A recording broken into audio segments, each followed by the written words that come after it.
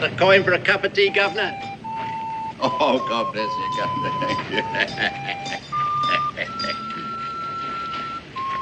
Got a coin for a cup of tea, Governor? Got a coin for a cup of tea? Oh, what about this then, eh? Oh, blimey, look at that. Oh.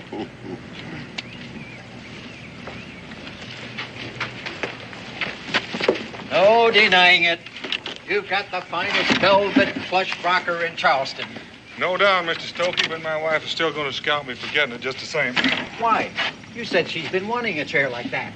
Well, you don't exactly know Rebecca. What she wants and what she thinks she ought to have are two entirely different things. It'll throw some meal sacks around that.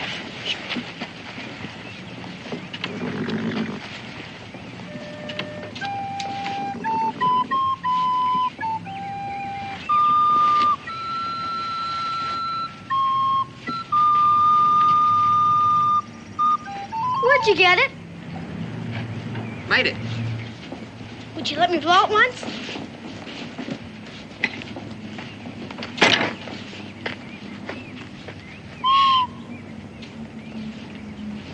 Keep it if you like. Couldn't do that. And why not? It's mine to give, and I can always whittle myself another one when I got need of it. Well then, if you say so, sure do thank you. My name's Willie. Mine's Israel Boone. Yeah, that chair now. If you've got a bit of line, I'll lash it to the deck so she'll ride without a quiver. Sure.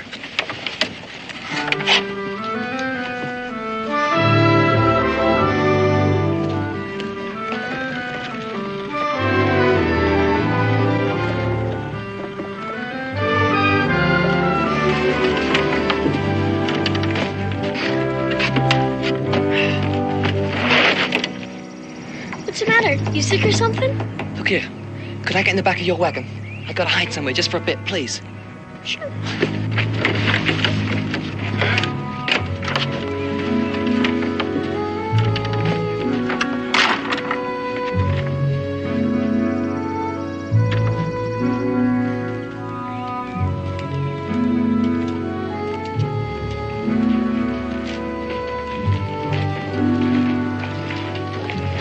Put another one there.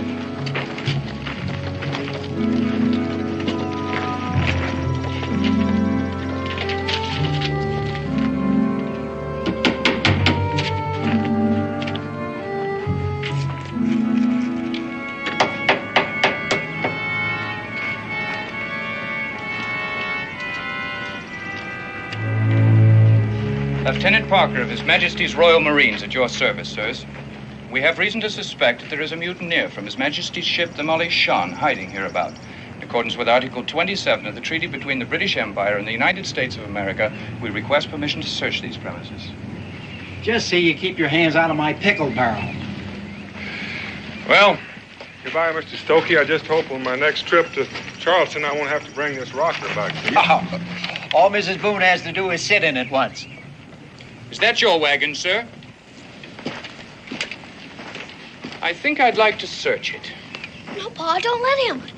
Well, now, son, it won't hurt anything to let him have a look. Now, step aside, boy. But I got everything in place and all tied up good. Please, Pa? Well, Israel, you have done a good job. It would be a shame to have to do it all over again. Sorry, Lieutenant. Do I understand that you're defying the stipulations of the treaty between your country and mine? Well, now, Lieutenant, I'm not so sure your treaty necessarily covers this wagon. Israel, put these behind the seat. We've got a long way to go. Lieutenant Parker. Bye, Mr. Stokey. My regards to Mrs. Boone, Daniel. Hurry up, Pa. Please.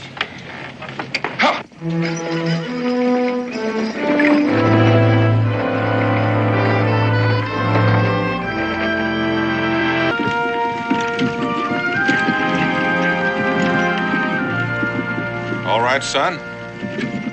Don't you think it's about time you told me what this is all about? Whoa.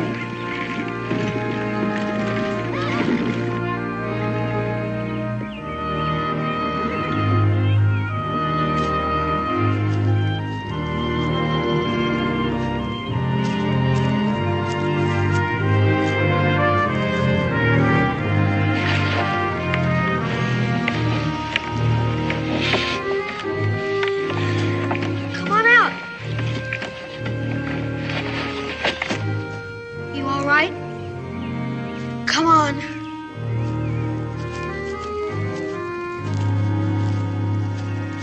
Pa, this is Willie. Willie?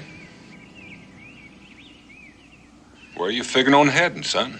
He wants to go with us, Pa. Now, you let him talk, Israel. He might want to go back to Charleston. He doesn't want to go back, Pa. I know. He wants to go with us. Please, Pa.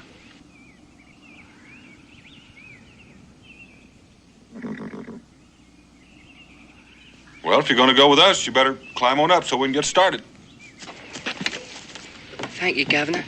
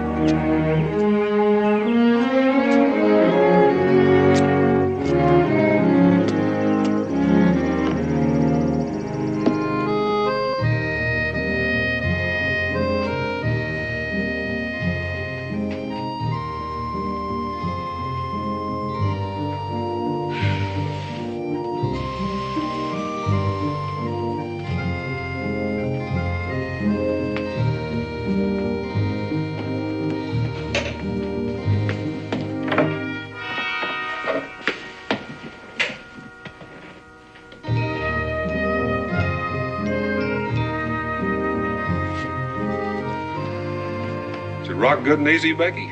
I don't know what you're talking about. Well, no, I could swear that chair was rocking when I stepped in. I figured you'd been trying it out. Well, I wasn't. I just must have bumped into it as I crossed the floor, that's all. But I did not sit in it. Oh, come on, Becky. Try it. Sit in it just once. No. All right, then I'll sit. Daniel Boone. Now, you know we can't afford a luxury like that. It'll be quite a spell before I take it back to Charleston. Well, you're just going to have to get it out of my sight, then. Cabin's the safest and driest place. It might rot out there in the lean-to. Daniel Boone. Now, I'm a weak woman. And it just isn't fair to set a temptation like that right in front of my fire. Becky, you are the finest temptation fighter in all of Kentucky, if not the whole world. Now, if you don't want to sit and rock in that chair, you won't. So now you just stop fretting. Willie's doing a right good job of patching the roof. That's one chore I can stop putting off. Thanks to Willie, there are a number of chores you can stop putting off. He's already repaired the drawers in the highboy so they don't stick anymore. He's shored up the spring house, and he's built 3 new shelves. I don't think I've ever seen anybody quite so handy.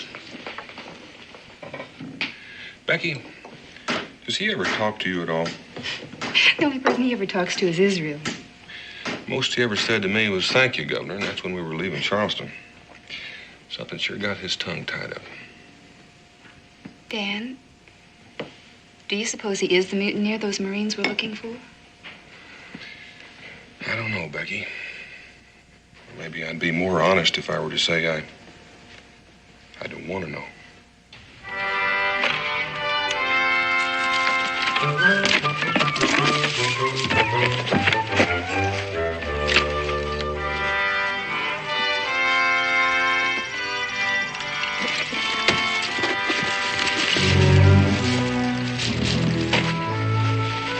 Yeah, you came down that line like a ruddy orangutan. Oh, you'll get faster, though, when you get your growth. When I get my growth, I'm faster than you are now.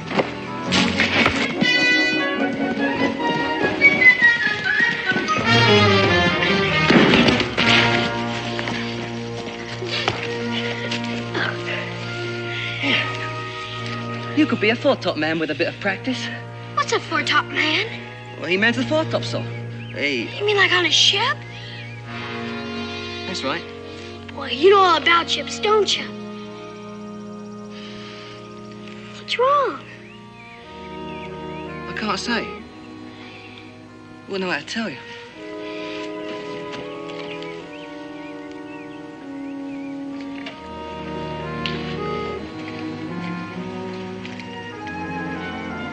What's it like, Israel? Living in a house? I don't know. You know it's...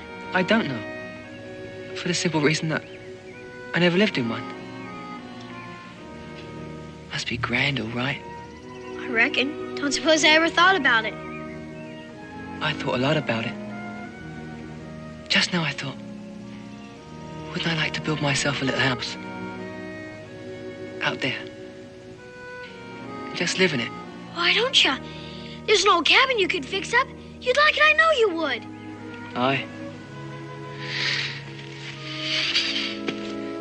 But there's no chance for it. How do you know? Listen, why don't you talk to my pa about it? Ask him. Why don't you? Look here, do you think he might step out here and have a word with me? Sure, I'll go get him. No, don't hurry him now. He's having his tea. Pa drinks coffee. I'll go get him.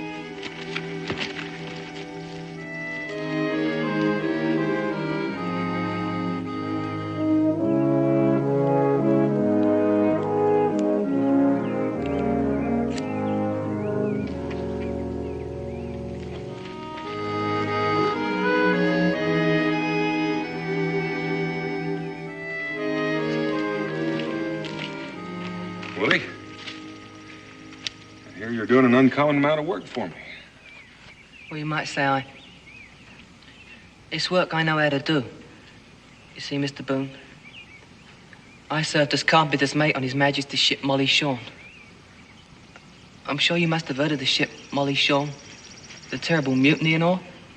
It seems I recall a Marine lieutenant in Charleston saying something about it. Aye. Well, it's me the Marines are after. There was a mutiny on the Molly Shawn, and I was in it. When they catch me, I'll hang for sure.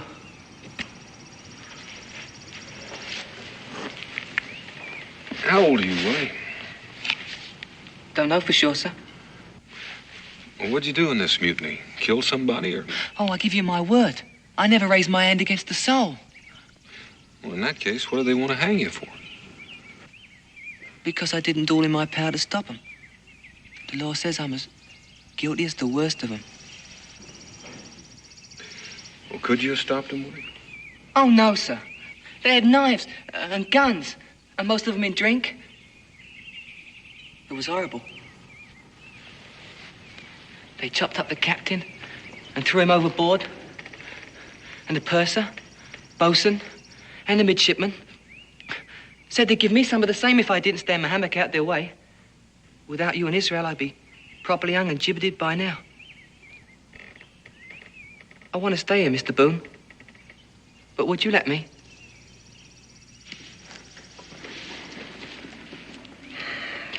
Willie, it's not for me to say. But it is a free country. Aye, it is. Then you wouldn't turn me in? No. But if the people here should find out what I've just told you... And the folks here in Boonesboro are not so interested in the man's past. But they're more interested in what he's going to do right here and now. Oh, bless you, sir. There can be no doubt what I intend to do right here and now. I intend to find a solid piece of timber and lay the keel for my own little house.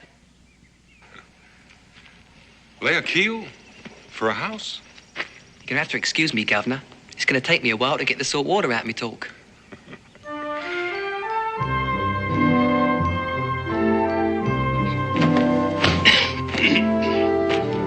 Dust and clean. Seems like that's all I ever do around here is just dust and clean. I get so same old week. People come in and misuse my place, and this is the way it looks. Well, I'll say one thing for you. You never sneak up on a man. Always hear you coming. Willie, how's that new house of yours coming? The deckhead's secure. Deckhead's secure, huh? Aye. And the Boones have promised to come and have a look-see this evening. My very first visit in, you might say. I was wondering if you come too. Well, I'll say one thing. There ain't a soul in this settlement that ain't curious as to what's going on out there. I would be proud to come and have a look-see. In that case, I'll take a jug of your best rum. A jug of my best rum. Jug, my best rum. Miss Overstreet paid me for making her a porch seat and a spindle chair. Willie, I've never known you to take a drink before. No, sir. And very likely you never will. For you and Mr. Boone this evening, when you see my little house, you may have need for a drop. Then, too, it's good to keep in the cupboard, now that I'm settled in. maybe folks will come and visit me once in a while. Well, you can count on that. Seems to me, next to Daniel Boone himself, you got more friends than anyone in Boonesboro.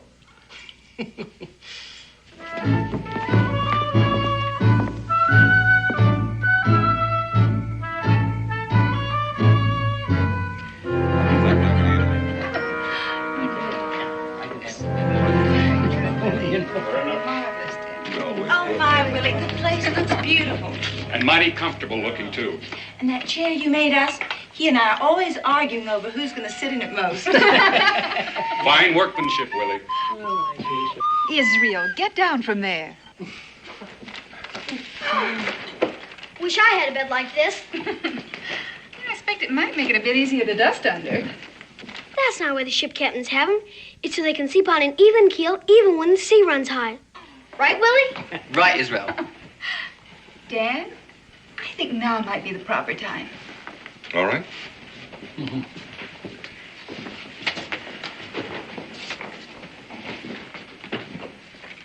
Willie, this is not new, but at least it's serviceable. At least that's what Cincinnati says. Well, it's got a trigger. At any rate, it's from all of us, and, well, we just think you ought to have one.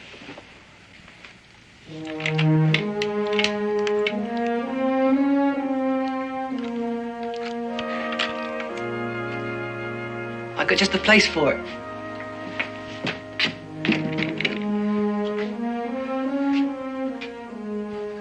I was gonna get one as soon as I could afford it anyway. Would you let me shoot it sometime? Of course. Should I warm up your team up? No, thank you, Willie. Mrs. Overstreet? No, thank you. Cincinnati? Oh, well, since how it's my own, I will have. Good old Cincinnati. I tell you, I just can't get over how you put this place together all by yourself. Yes, sir, it's just as neat and clean as a captain's cabin on a fine ship. A fine job. Willie, you have been more than hospitable. But I think it's time for us to go. I think so. Thank you all for stopping in. See you later, Willie. Good night, Willie. Much obliged, Willie. Good night, Willie. Thank Good you. night. Thank you, Willie.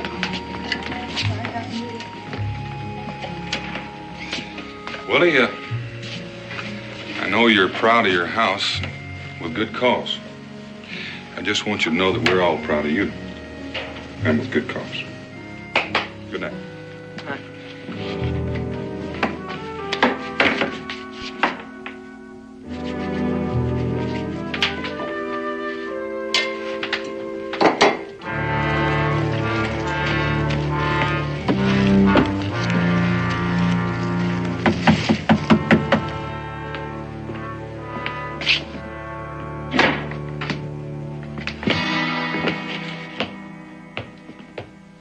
Blimey. He cuts himself up like a landlubber, but it's you all right. William Crawford. Oh, nice snug little berth you have here, ain't you? Very snug indeed. Ooh. Well, where are your manners, baby lad? You gonna stand there gawking while a tired old shipmate gets faint on his feet, eh? I see I'll have to help myself, won't I?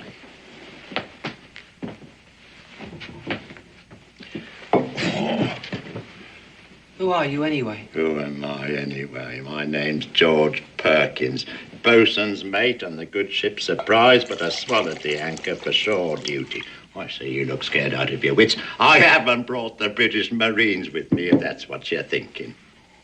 How'd you know my name's Willie Crawford? If it is my name. Carpenter's mate, William Crawford, serving on His Majesty's ship Molly Shawn, formerly. Oh, have a sit, baby boy, have a sit. I wouldn't harm you for anything in the world. Just an old shipmate, paying a friendly visit. You know, I rode down here with a preacher, man. He hadn't got a drop in his wagon. I'll tell you something, baby lad, I'd sooner sail round Cape Horn in a longboat than I would make that voyage overland from Charleston Harbor. And why wouldn't an old sailing man like yourself be coming way out here to Boonesboro? Well, I ain't a Molly Shawn mutineer who doesn't like the thought of hanging from the yardarm. I had no part in that mutiny. I believe you, lad, I believe you. I had to do what they told me. And what did they tell you? They told me to play my flute so they could dance on the quarterdeck. Ha, ha, ha. Play your flute, eh, so they can dance. I'll tell you something, baby lad. I'd have gone my way in Charleston that day, only had to stop for a mug of grog, and then, you know, I suddenly heard you piping a sailor's tune, and I stopped to listen, and then the sun caught that little bit of silver, and, oh, baby lad, I fancied it. Of course, I knew you were hiding from the blooming Marines, but I fancied it. I still fancy it. Well, you got your name cut right into it. William Crawford. You've had the devil's own luck, you a wanted man running from the crown. It's a miracle you haven't had to trade that silver chain for a length of hemp.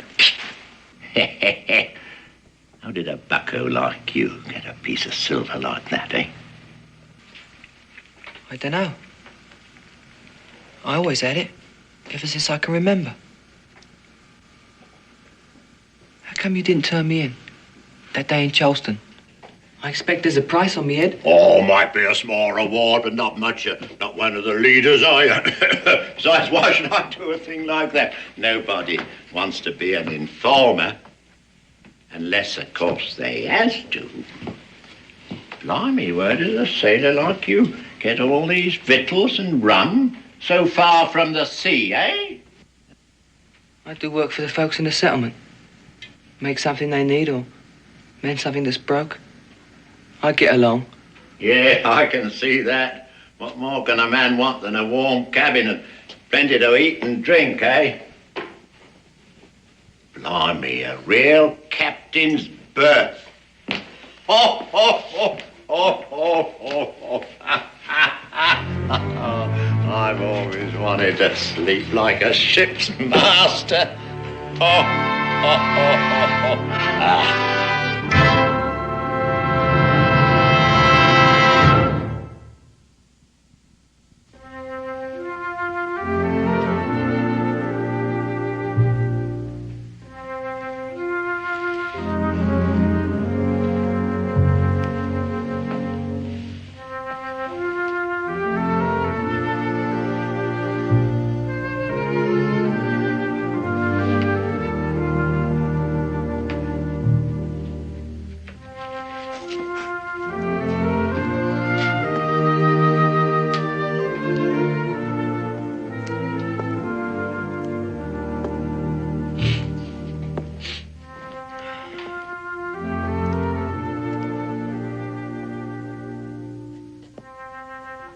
Stop staring and close your mouth unless it's open to say good morning, Mr. Perkins.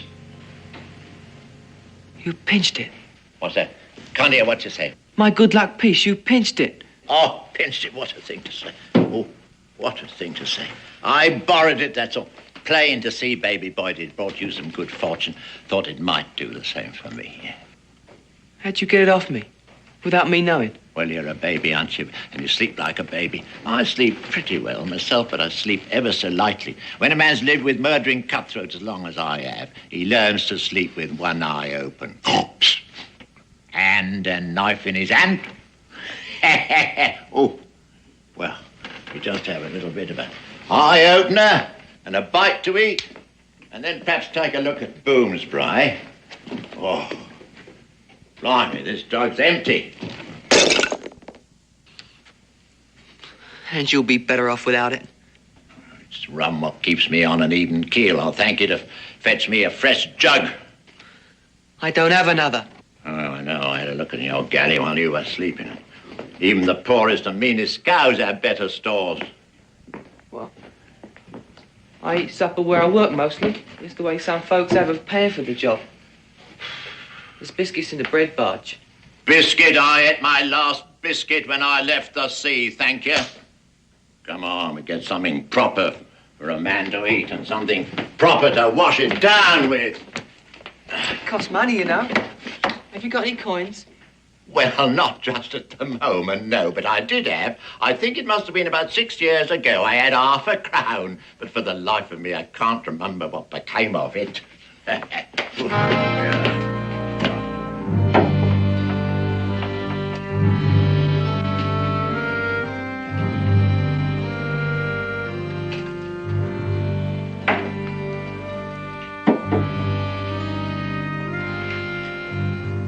Cincinnatus?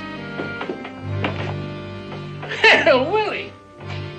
Yeah, you caught me that time. How come I didn't hear you tootle on your flute? I need to put in some stores. Well, you come to the right place. You might add the only place. This is a friend of mine. Perkins. George Perkins. How'd you do? Howdy. Well, I expect you'll be needing some lard and flour and peas. I need a good deal of things, Cincinnatus. Only I don't have any coins in my pocket. Well, you'll get 'em soon enough. As far as I'm concerned, your credit's just as good as gold. There you are, Willie boy. What did I tell you, eh? Oh, before you get Willie's stores together, pour me a mug of your best, will you, mate?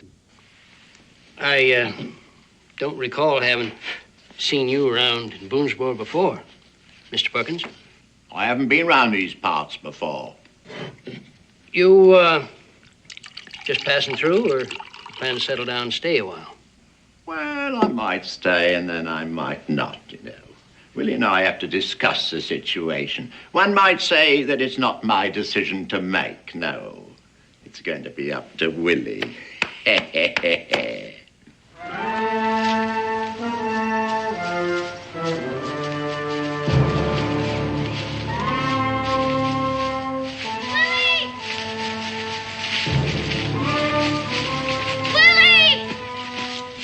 Blimey, ain't that your benefactor from Charleston? Mr. Boone's boy, Israel.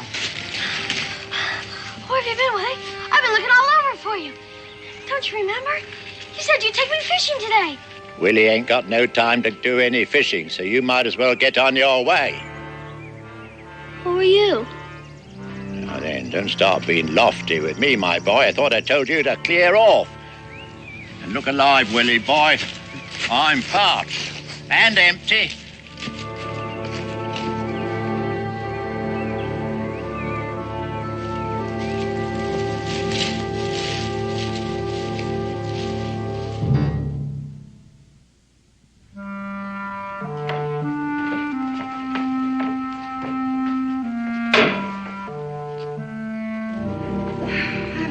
To dose you up, Israel. You've been mopish and out of spirits for days on end. You must be coming down with something. Oh, no, ma'am. I'm not coming down with anything. Well, it's unnatural for a boy your age to be indoors all the time. You should be outdoors playing. When do you think Paul will be coming home? Well, when he's out hunting with Mingo, it's hard to tell. Week, 2 maybe. Israel! I'm going to have your father return that chair to Mr. Stokey as soon as he gets back. Oh. Why don't you go over and see Willie? Every time I go over there, that Perkin man runs me off. Maybe you could get him to come over here. Got plenty of chores that are just waiting. You tell him that I need him. Well, I reckon I could try.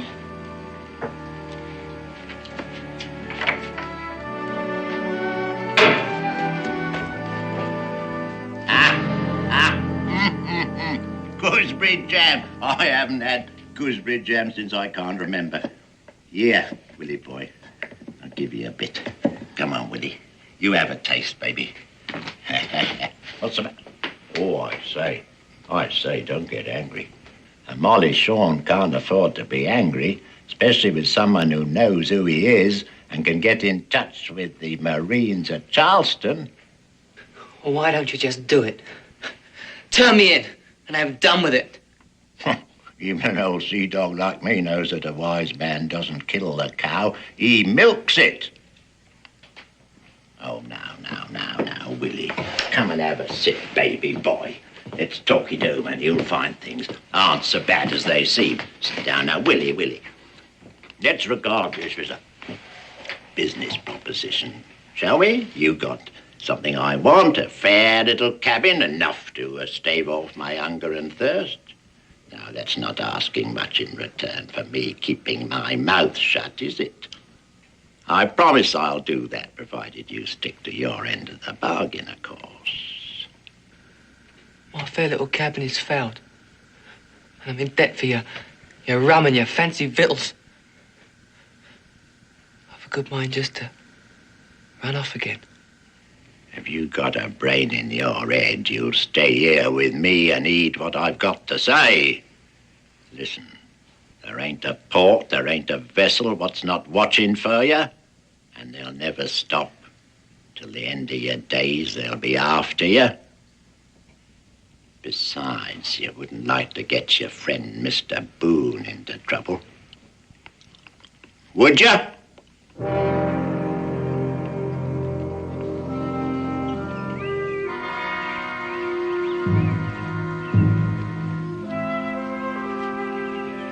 Willie, it's me, Israel. Are you home?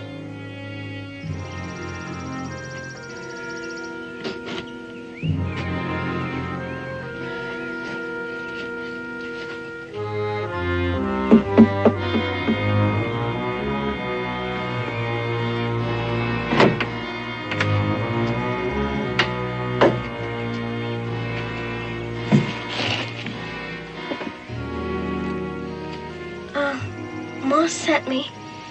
That is, to tell you that she has some chores for you. That is, if you have a mind to work this morning. There'll be dumplings for supper, Will. Won't you come? Well, I don't know. Maybe I can. I'll wait for you. Out here. No. You go on home. Tell your ma I'll be along. When I can.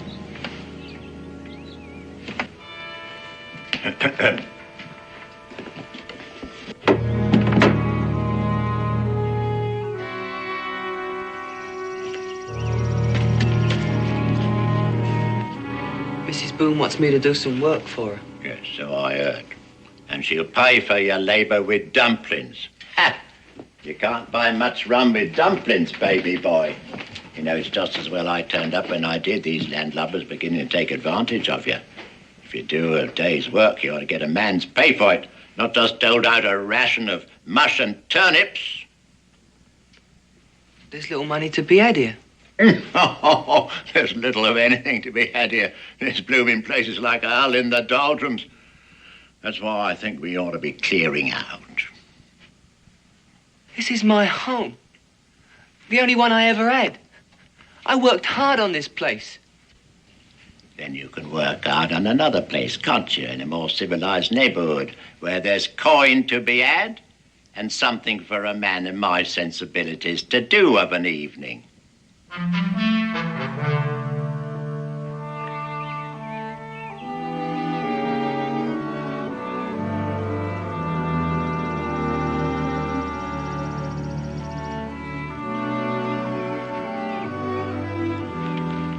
Pa, I didn't see you coming. It's a good thing I wasn't a mean old hungry bear. It's to me like you were thinking some mighty heavy thoughts. Anything wrong I should know about? It's Willie, Pa. There's this new man named Perkins come to stay with him. Well, he says he's a friend, but he's not like Willie at all. All this cussing and drinking and... Well, ever since there's been no fishing and hunting. Every time I go over there, he barely talks to me. What do you reckon's wrong, Pa? Hold on, son. You say Willie has a friend that's come to live with him?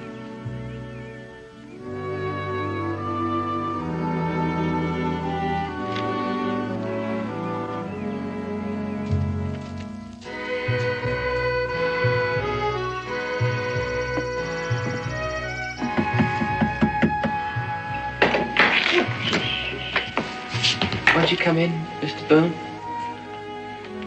Thank you, Willie. Just leave the door open if you don't mind. Oh, I say, that's Mr. Daniel Boone, ain't it? How do you do? I'm Mr. Perkins, Mr. George Perkins. Mr. Perkins, it's not often a seafaring man finds his way this far back into the wilderness. How do you know I'm a seafaring man, eh? Just how do you know I'm not? Oh, well, I mean, nobody goes down to the sea with the hide of a beast on their backs, do they? You know, if I'm going to be a landlubber, I must be properly outfitted like. I must dress like you, Willie and Mr. Boone. I mean, I'll tell you, you know, Willie's very smart with the needle, Mr. Boone. Oh, Mr. Boone, come over here and have a little drink, won't you? Oh, what's wrong with me? Well, oh, never felt like this before.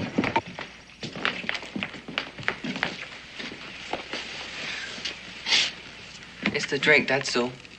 He'll come around in a bit. He knows I'm a Molly Shawn.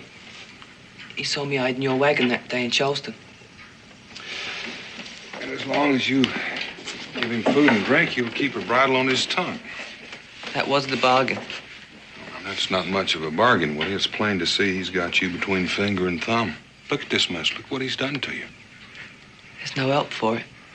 Not as long as you keep him in food and drink. Just suppose you were to disappear for a spell. More than likely you'd give up and go away. No, sir. He'd tell how you brought me here and all. I could get you in an awful lot of trouble. Well, I'm not exactly a stranger to trouble, Willie. You saved my life, Mr. Boone. Gave me my little house and my friends. I'd sooner hang than bring you to grief.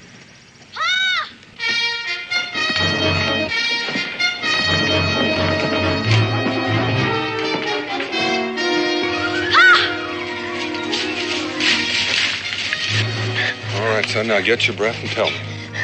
Those Marines, Pa. Those British Marines. After Willie. They're at the fort. Well, now, who told you there were Marines at the fort? Nobody told me. I saw them. Same one that tried to get in our wagon in Charleston. He said, let's try asking Cincinnati about Willie. Well, what'd Cincinnati say to him? I didn't wait to find out. If I know Cincinnati, they know less now than when they ask him. It's likely they'll come looking for me. Do you think you can get back to our house before they get there? Sure, Pa. All right, I want you to go and tell your ma that if they come looking for me, that she's to delay them as long as she can. You understand? All right, now, son, make haste.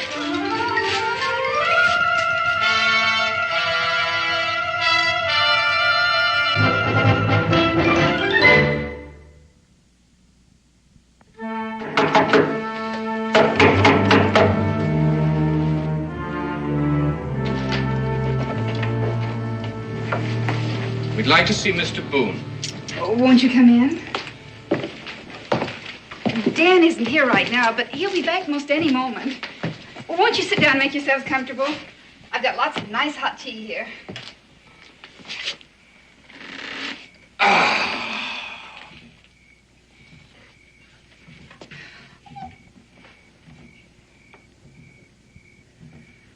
On your feet, Sergeant. Yes, sir! Mrs. Boone, we'd hoped that Mr. Boone could tell us where to find William Crawford. I'm sorry Dan isn't here, but if you'll just sit down and wait. Could you tell us where to find William Crawford? If you just sit down for a spell, maybe you'd like some nice cool cider. I know you must be tired. No, thank you. Well, if you just sit and wait for my husband. I'm afraid it would be a long wait. I suspect your husband is with William Crawford.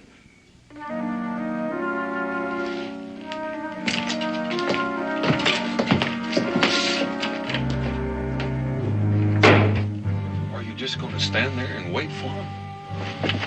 I can't run anymore. They'll never stop hunting for me. And there'll always be a George Perkins. You just lost heart, Willie. Got a good mind to take you someplace till they give up looking for you. I'd only turn myself in. I swear it. Willie! Where are you, Willie? Pipe us a tune, Willie. We're becalmed again.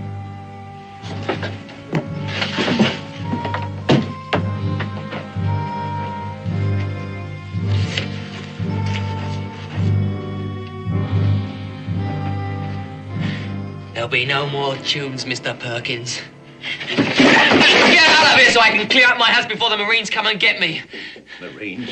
You stay where you are and tell me what you said about the Marines. You should know. You're bound to be the one that informed on me. I never did. Well, you'll be collecting your reward. Your blood money. The only reward I'll get's a rope round my neck. They got 2 murders at sea against me, I tell you. I came here to hide with it just like you did. Well, I'm going to make a run for it. I'm going to get out of here. You're a bigger fool than I thought, staying here like a rat in a trap. Mr. Boone, he lied me out just like he did you. He lied me to protect you. No, you can't involve him anymore.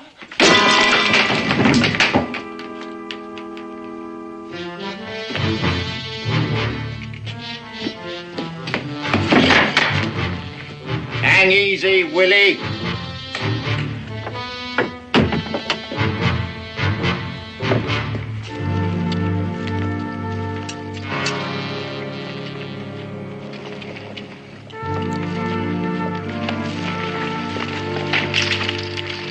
You might far from home, Lieutenant? Very far. And I don't like it. Well, you can always turn around and go back. I will. And I shall take William Crawford with me. Now, I know he's here, Mr. Boone, and I shall tell you how I know, so we won't waste time bandying words. That day in Charleston, Mr. Boone, I learned a bit later that your son was seen with a young seaman. Now, you've come a long way on a suspicion, Lieutenant. We have also had reports that there is a man, a seaman, living in Boonesboro. Now, unless I receive some cooperation, Mr. Boone, I have no choice but to conclude that you are harboring Mr. William Crawford, a mutineer against the authority of the British Crown. Do you deny, Mr. Boone, that there is a young seaman here named William Crawford? Lieutenant, the folks here in Boonesboro don't regard Willie as a criminal. Now, he's made a new life here and a host of friends.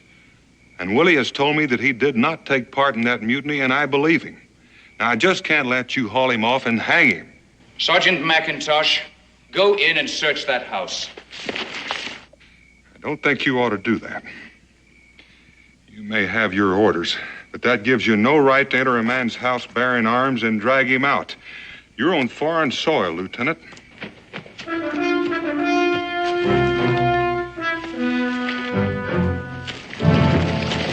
Halt! Don't shoot!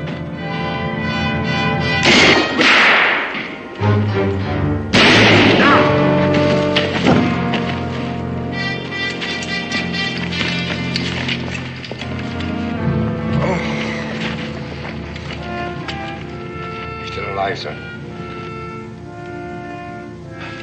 William Crawford, I arrest you in the name of the king. No, I'm not. You've got...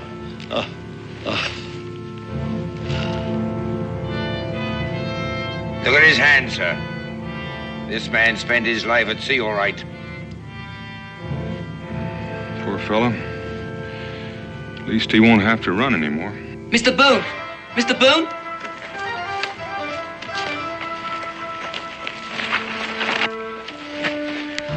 Don't look now. He's dead. Willie is dead. What do you mean? Willie's dead? I'm... Gonna have another drink? Good idea, what with the shock and all. Who are you? A friend of the deceased. A drinking companion, you might say, Lieutenant. Look at him. He's hardly in any condition to stand. I best get him off to bed. Hold on, Mr. Boone. I need proof.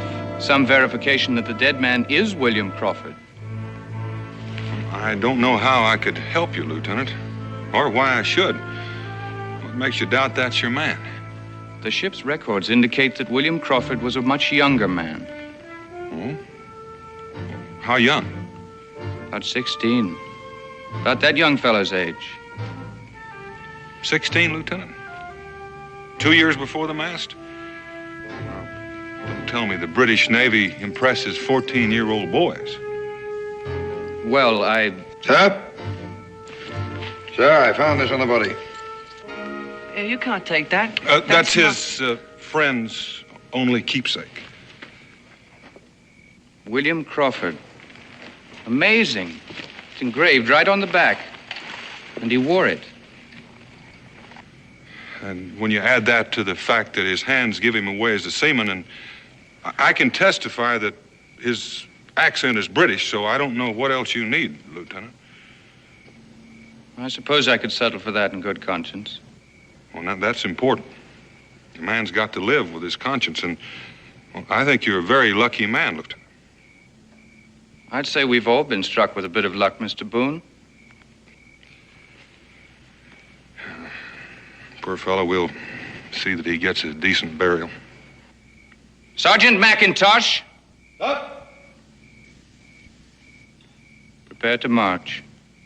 Here.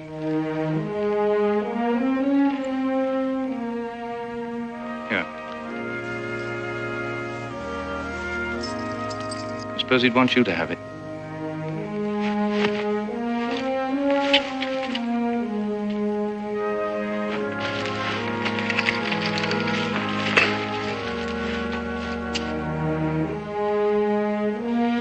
Sergeant.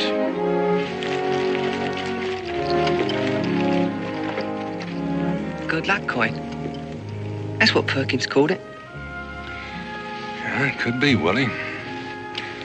Well, sometimes I like to think you have to give your luck a little push.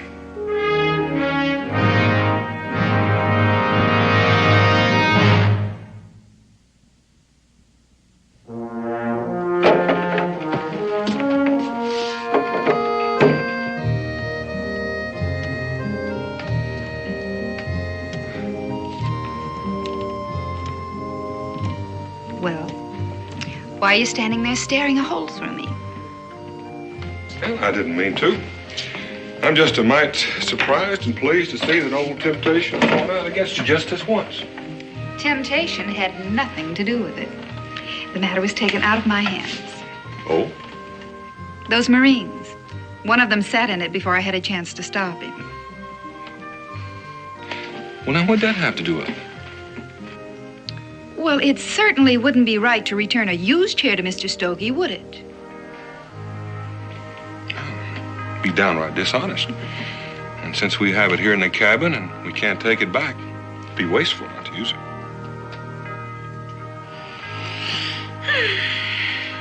But it's even more wasteful to sit here all day when there's supper to be made. Especially since we have a guest. A guest? Mm-hmm, Willie. We're having the trout he and Israel caught this afternoon.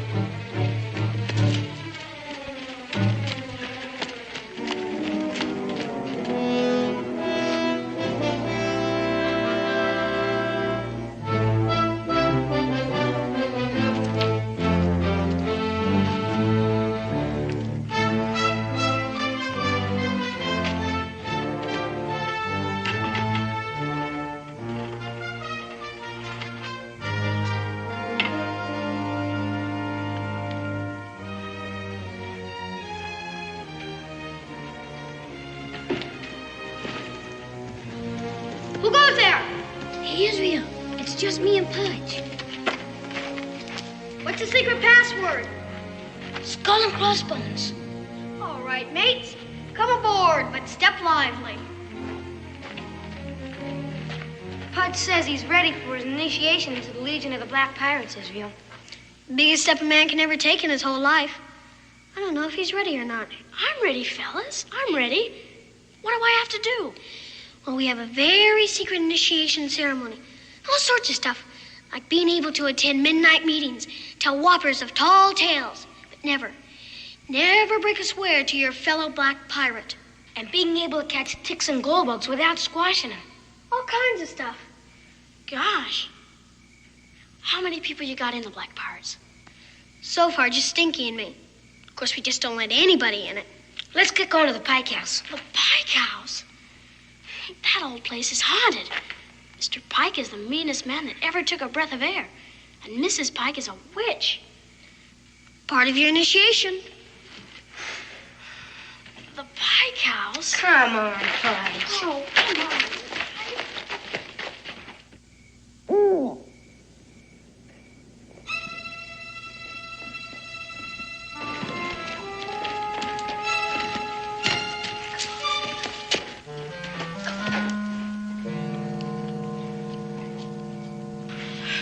I've never seen it in the dark before. Scary, huh? All right, Pudge, we're gonna start your initiation right now. First thing, you gotta get up to that porch. Got your slingshot? You gotta throw 3 rocks against the front door. Right, Israel? Right. It's gotta be 3, Pudge. That's the rule. But what if old Lady Pike comes out? You want to be a black pirate, don't you? Then get going. Pudge, wait.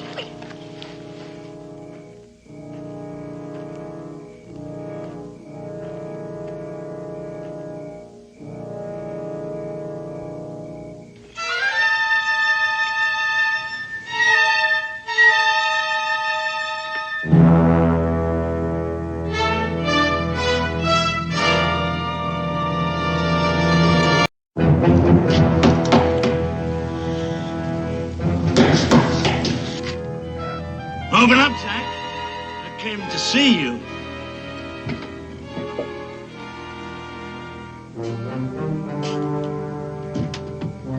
Hello, Sam.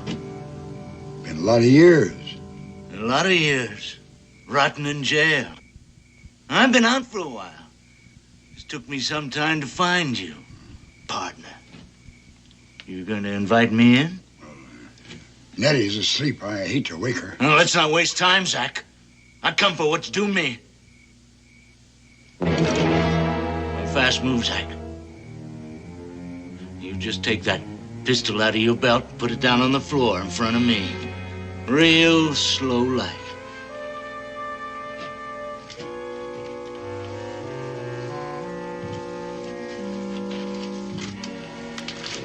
Right back up, Zach. Into the house.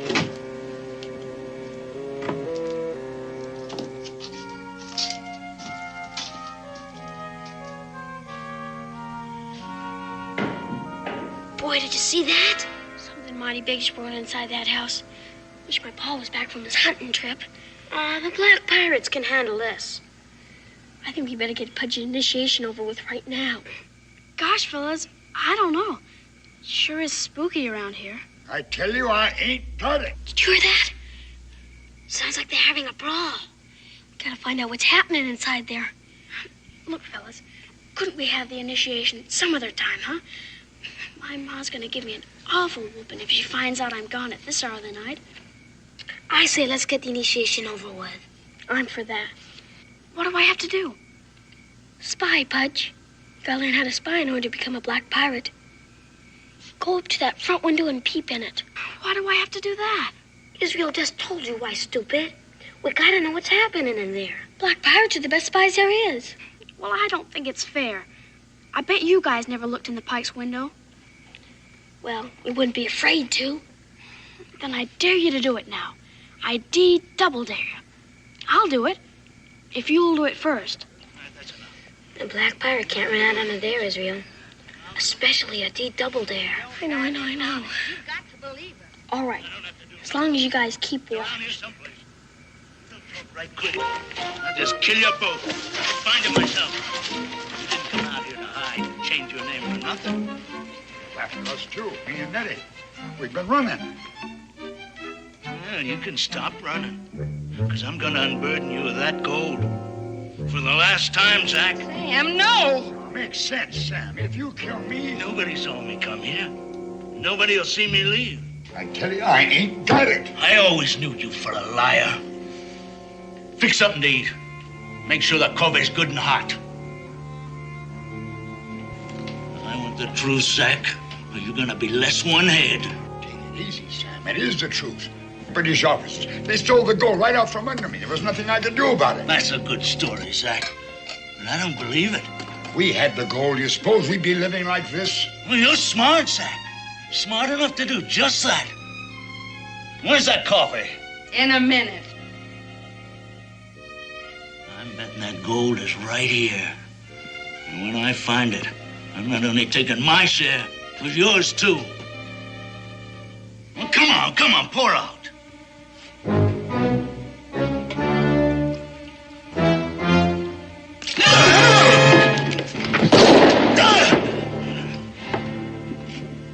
Dead. Stealing's one thing. Murder's another. It was him or us. It's just as simple as that. Now, don't follow. We're going to get caught.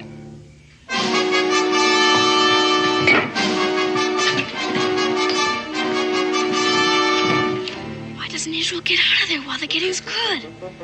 I don't know.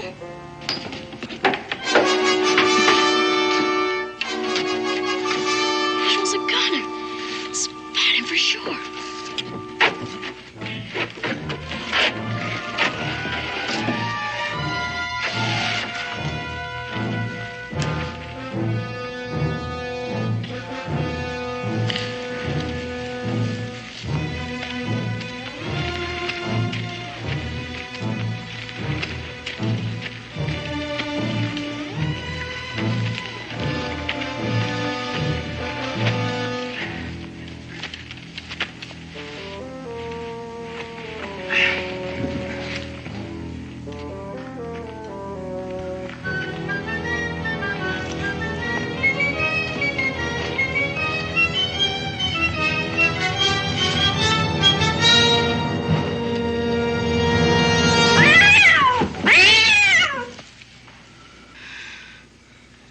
You start digging and I'll take a look.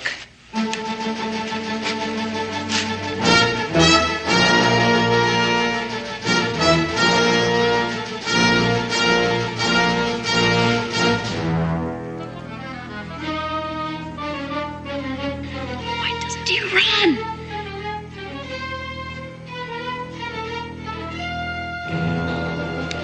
Run, Israel, run!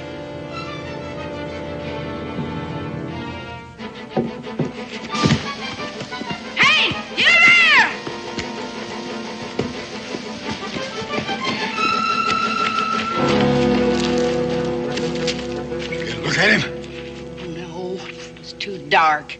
He was running like a scared rabbit. You think he saw anything? I don't know. Might have been just a chicken thief. I don't like it. I don't like it one bit. We better move the grave just in case. Yeah, now, what's this? Kid's slingshot. The Black Pirates. Wait,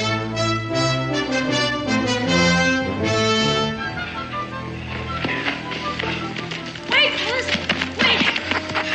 I gotta rest.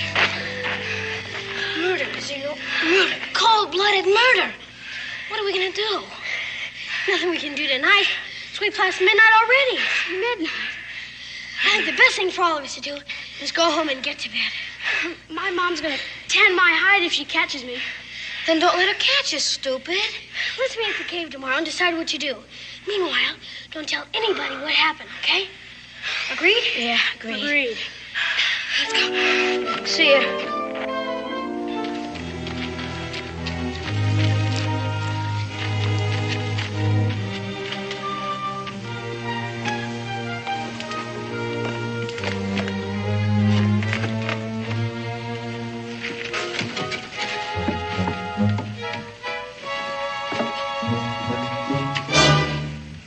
Israel Boone, I've had just about enough of your sneaking out at all hours of the night to play pirate. Now, do you realize what time it is? Yes, ma'am, but Have you been to that cave again? Yes, ma'am. I don't want to hear any of your tall tales. I don't want to hear another word from you, for that matter. And I never, ever want to catch you out again at this hour. Is that understood? Yes, ma'am. And when your father gets home, we're going to have a talk. Do you hear? Yes, ma'am. Right now, you're going to bed. And you better be up bright and early in the morning, ready for your chores if you know what's good for you. Yes, ma'am.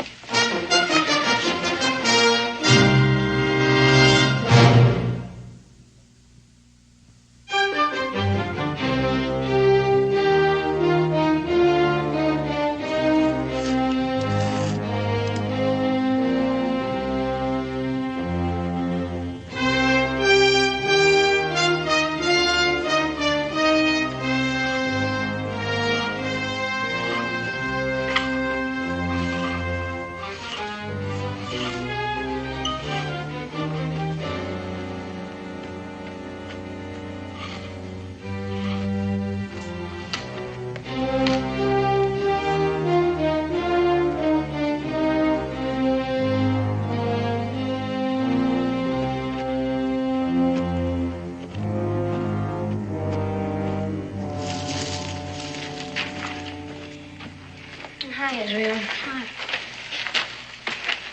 What's the matter? I set the net trap so it would protect the entrance. Anybody that stepped on it, the net would fall on them. Well, that trap's never worked yet. I don't know why you think it's going to work now. Stupid thing. First time it worked. Kind of worked. There, look what it caught. Come on out, boys. Come on. Come on, fellas, hurry up. Help me get it back up. Not now. I'm too tired. Me too. Couldn't get a wink of sleep all night. Yeah. Same here. I kept hearing weird noises outside my window. I know someone was walking around in our front yard after I got home. Big, heavy footsteps. Like Zach Pike's. What are we going to do? Pikes will murder us like they did the stranger if they find out it was us who saw them do it. Gosh, I'm too young to die, fellas. With my paw gone, I don't know who to tell.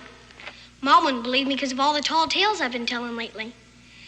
You know how girls are anyhow. My mom would be the same way if I told her. And Pa gave me an awful wailing last time he saw me out after I was supposed to be asleep. Tell? What are you guys talking about? You just said we'd be killed by the Pikes if we tell. Now, wait a minute. There's been a murder. Somebody has to tell. And we're the only witnesses. Not me. I'm not telling. Me neither. I vote we make a pact to keep Mom and tell nobody ever. I vote that way, too. But wait a minute. That's 2 against 1. We'll do the Black Pirate swear. The blood oath? You got it, Israel. The Black Pirates voted.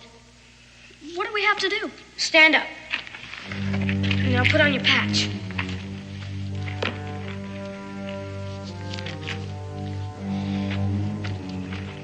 Okay. Give me your hand. Real blood? Mm-hmm. Okay, close your eyes. Put your thumbs together. And repeat after Israel. I, Israel Boone. I, Pudge Farmingham. I, Stinky Brown. Do solemnly swear on my honor to stay mum and to keep this sacred blood swear for the rest of my natural life. And if I don't, may I have my tongue cut off with a poisonous sword. May I be boiled in toad oil. And may I dangle by my toes over a snake pit in July. Worse than that, be thrown out of the Black Pirates Club forever and ever. Do solemnly swear to do whatever it was you just said, forever and ever. Agreed. Forever and ever.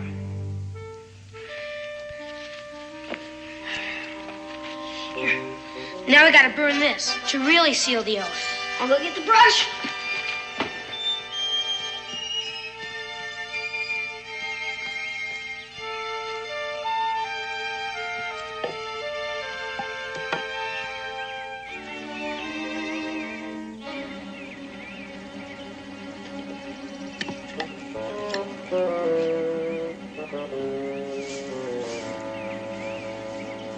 Israel Boone. You looking for something? Maybe this is what you want. Your slingshot, isn't it, boy? All the boys have them. Well, you can tell your friends I found it. And I'll be glad to return it to its rightful owner. Yes, sir. Bye.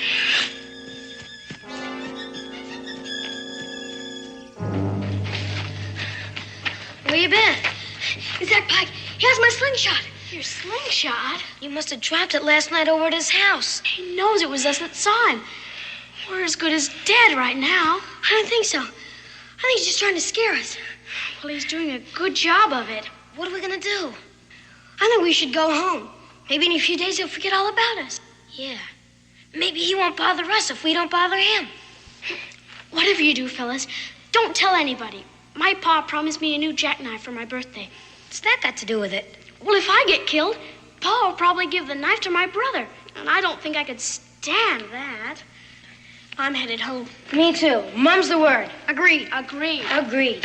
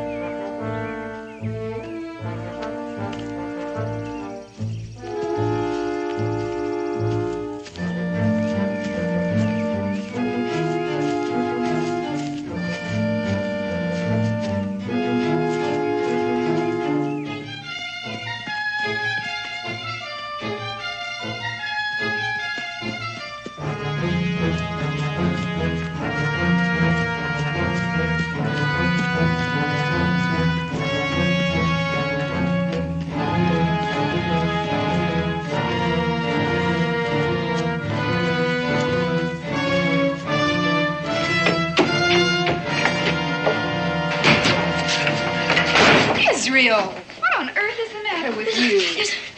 Well? Nothing, Ma. Just playing catch with the boys.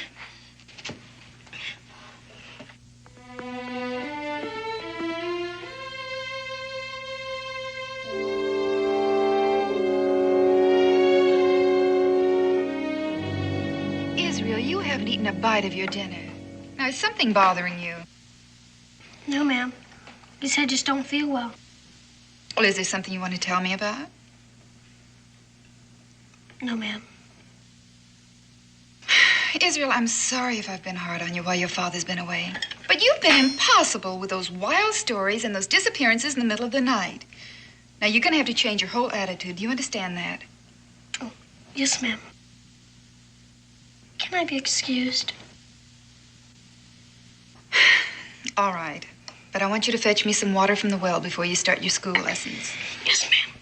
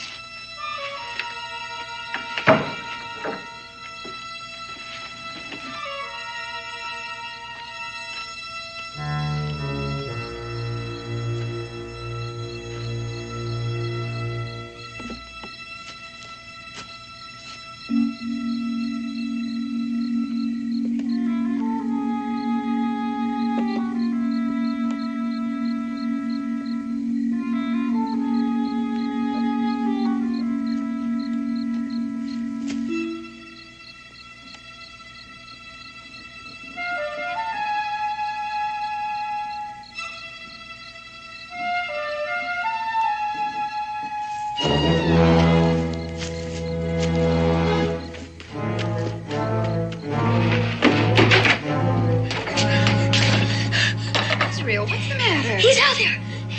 Who's out there? Zach Pike.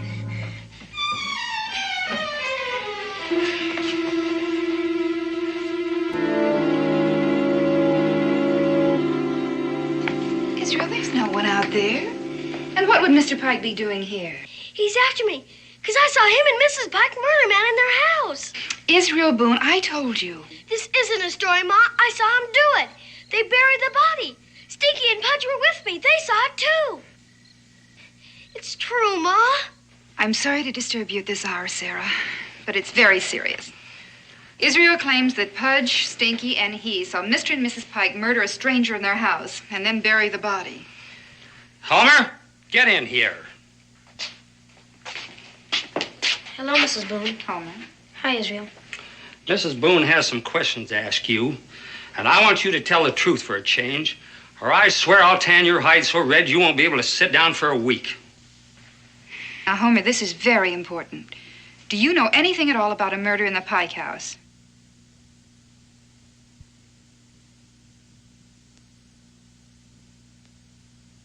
Homer, answer Mrs. Boone. No, ma'am. I don't know nothing about any murder. Stinky! Israel, be quiet. Are you absolutely sure, Homer? Yes, ma'am. I'm as sure as I can be.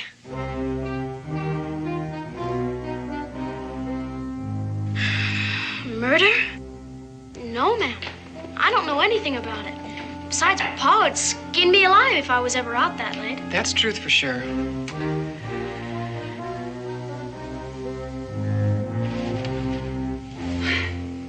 Telling a tall tale is one thing, Israel, but lying and involving your friends in it is another. I just don't know what's gotten into you, but I'm through talking. You know, your father will be home in the morning, and I'm going to let him settle this. In the meantime, you are not to leave this room for any reason.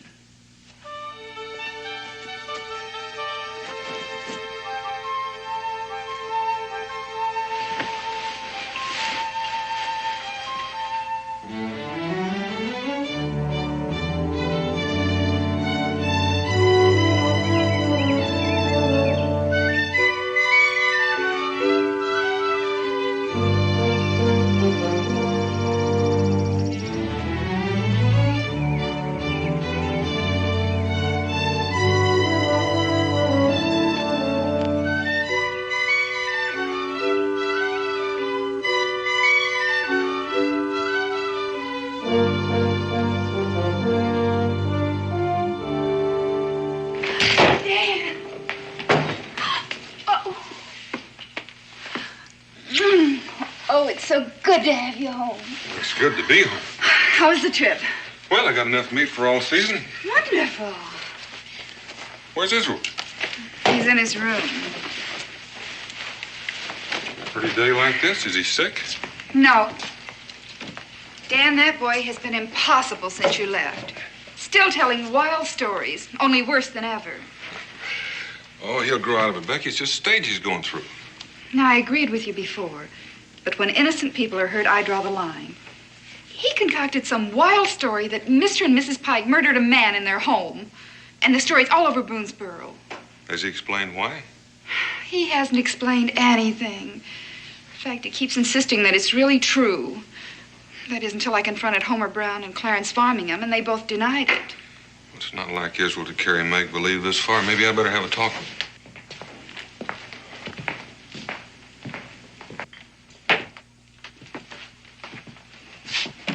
Israel? Hello? Is that all I'm going to get? Just a hello?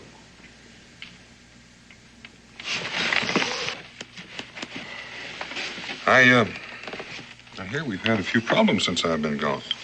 Your mother's very upset over your behavior, especially concerning that tale about the Pikes.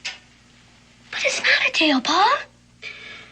Well, imagination's a wonderful thing, son, but you can't let it get away from you. Sometimes, before you know it, innocent people get hurt. And I know you never intended to hurt the Pikes, but they've been hurt. I think you owe them an apology. An apology? They're murderers, and that's the plain truth. They're due an apology from you. The tale you told about them caused them a great deal of embarrassment. Now, you have nothing to be ashamed of in admitting you were wrong. I told a few stories when I was a boy. Some of them were pretty good, too. Now, I want you to come with me right now over at the Pikes, and we'll apologize. we'll get that over with. No, Pa. They'll kill me like they killed a stranger. Israel, I'm not going to argue with you. You'll do as I say. Yes, sir.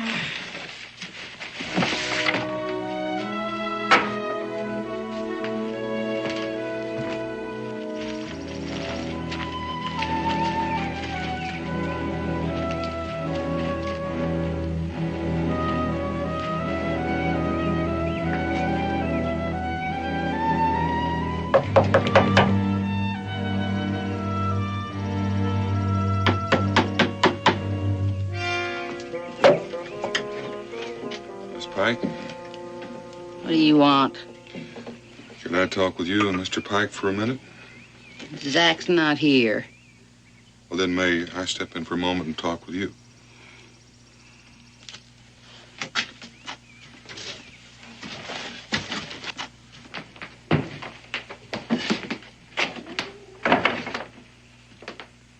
Well, what do you want? My wife and I feel that we owe you and Mr. Pike an apology for the story my boy made up. And I just want you to know that he's going to be punished for his behavior. We just want you to know that we feel badly about what's happened. Israel, have you got something to say to Miss Pike?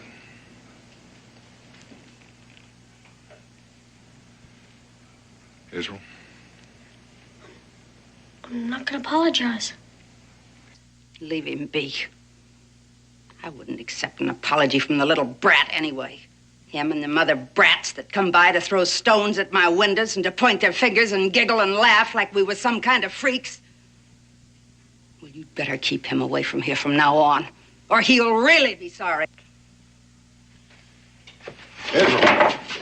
Don't be the one that saw it. You're a witch and you're a murderer! Israel! I'm sorry, Miss Pike.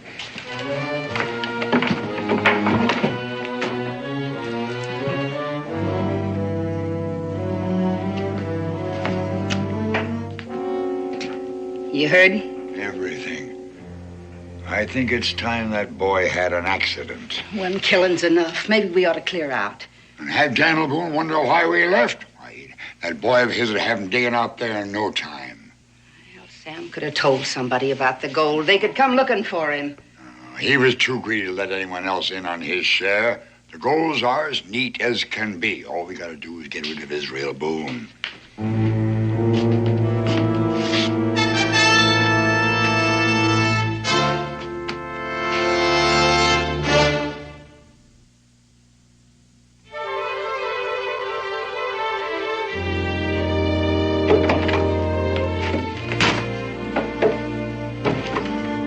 Where's this one? He came running through here a while ago and went straight to his room. I tried to talk to him, but he wouldn't even answer me. Well, he was rude to Mrs. Pike, and when I asked him to apologize, he refused to do it. Dan, I feel very strongly about this. Now, you've got to do something more than just talk to the boy. Something has to be done to snap him out of it.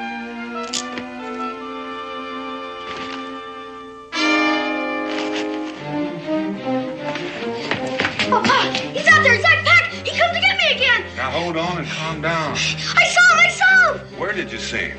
At my window! Dan, this is nonsense. Now, he claimed the same thing once before.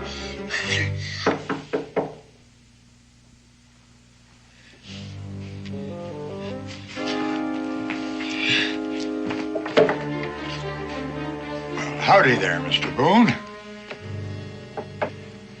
Come in, Mr. Pike. Thank you. I don't want to take much of your time. Hello, Mrs. Boone. Israel. I just wanted to stop by and thank you and Mrs. Boone for your courtesy. We were pretty upset by that story your boy started, but it's nice to know you cared enough about it to apologize like you did. Only, I wish you wouldn't be too hard on him. We know he didn't mean no harm. Israel, why don't you come over here and shake hands with Mr. Pike, and let's settle this thing here and now.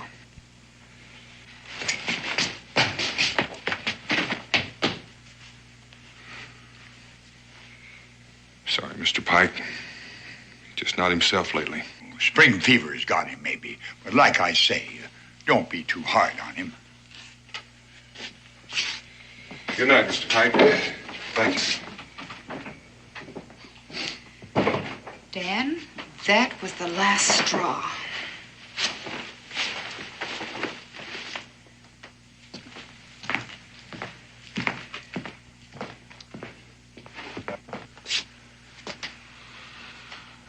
Israel, we've carried this just about as far as we're going to.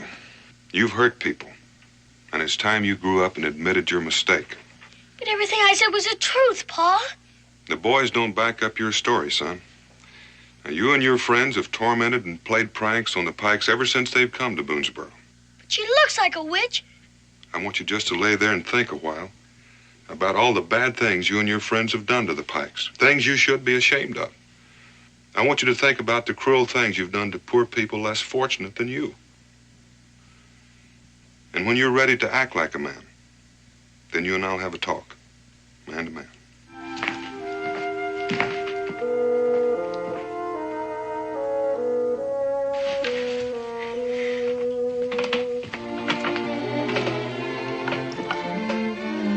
How's Israel? I haven't heard a sound out of him since you left.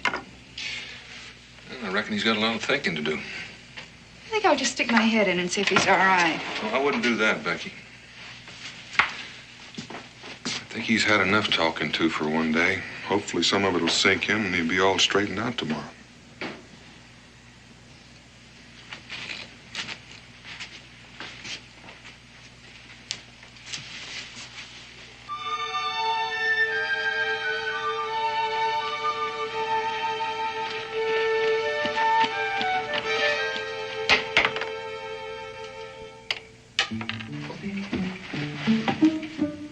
Stinky! Stinky! What in tarnation are you doing here? Nobody believed me. I ran away. Gosh. I'm sorry I didn't tell your mother about the murder. But I didn't know you'd break the swear. We all swore not to tell anybody. I know that, but I had to tell. It's not your fault. I was the one who broke the swear, and the Black Pirate law says I'm the one who has to take the consequences. But I'm gonna fix all that right now. I'm headed for the Pike House. You crazy or something? I have to find the stranger's grave. It's the only way I can prove to people that I was telling the truth. Well, do you need any help? I don't want you to get in any more trouble than you're already in. Black pirates are supposed to stick together.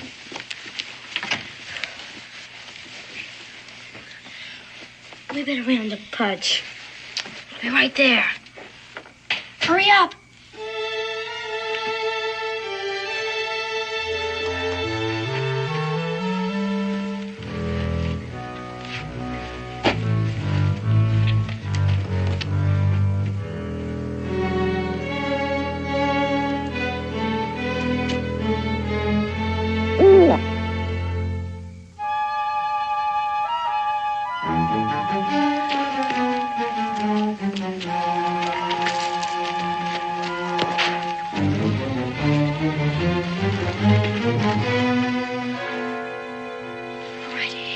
There's a shed behind the house where Pike keeps his tools. We're gonna need 2 shovels. Stinky and I'll get them while you keep watch. All by myself. Would you rather go with Israel and I'll stand lookout? No. It's kind of scary. Just hurry up. All right. If you see any movement from the house, give the Black Pirate warning whistle. Right. Israel. Yeah. What's the Black Pirate warning whistle? Oh, boy. Well, just whistle any way you can, Pudge. We'll know it's you. Come on, move out.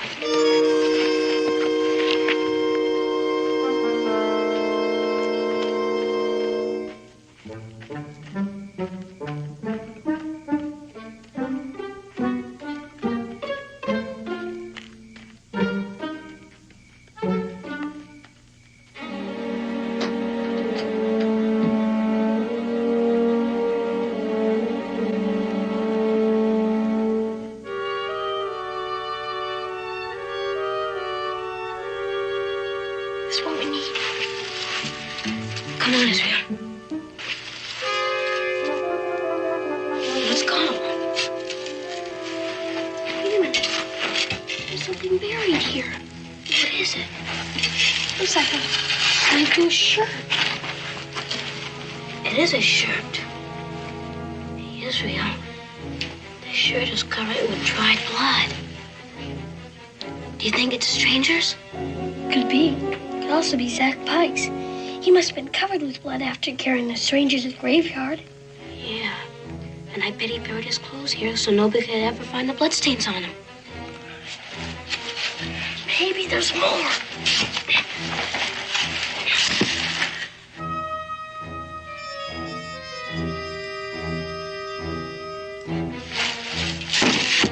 What's that? Oh, no. I think it's circumvented.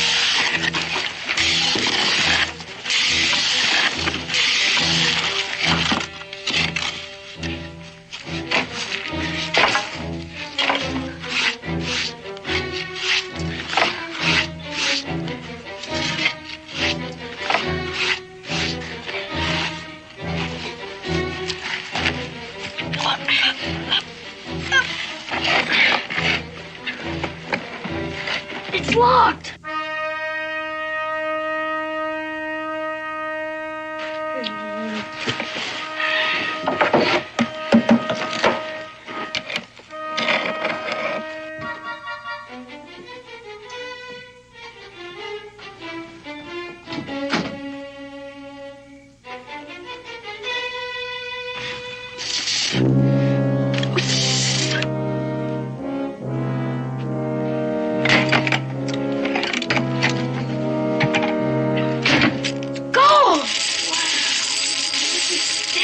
Here. I bet it's pirate's treasure.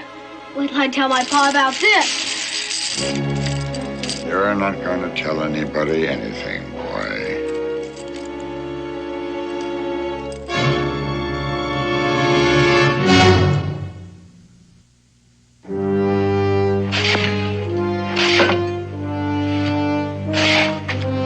You sure you covered up that box good? You're gonna be sorry for everything once my pa gets hold of you. I don't think you heard right, boy. You're never going to see your pa again. Now let's go for a walk. And bring those digging tools with you. You're going to need them.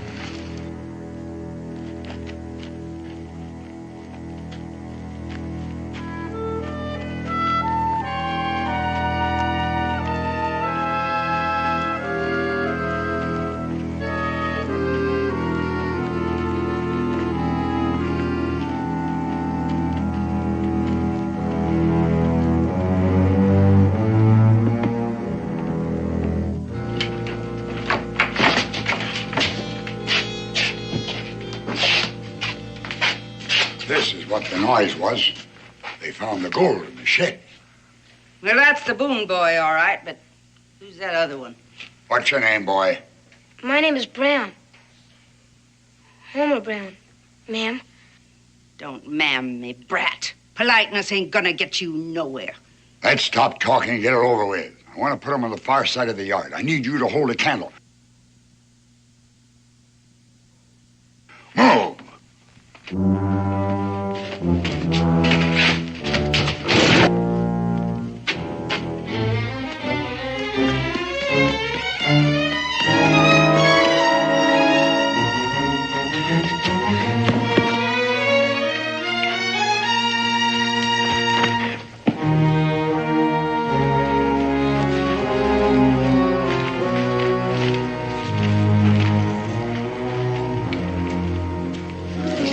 Good spot. Plenty of room for 2 graves. Start digging.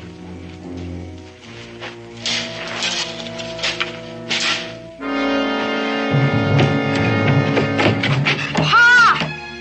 Pa! Dan! Yeah, who is it? Find me, Dan. Come in. Dan, Israel was right. The Pikes did kill someone. Israel and Homer are over at the Pike's house now.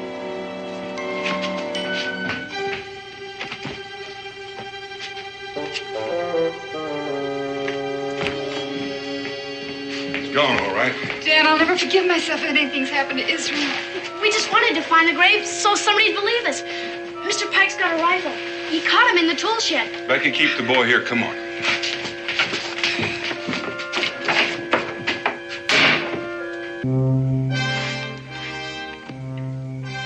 I'm getting tired. Dig. You haven't got much digging to go. Keep at it. Then you can have a long, long rest. Can we have some more light over here? Just keep digging. Give him some more light.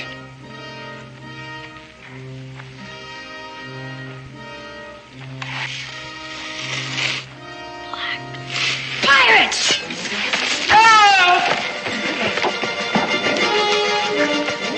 Get inside and start packing.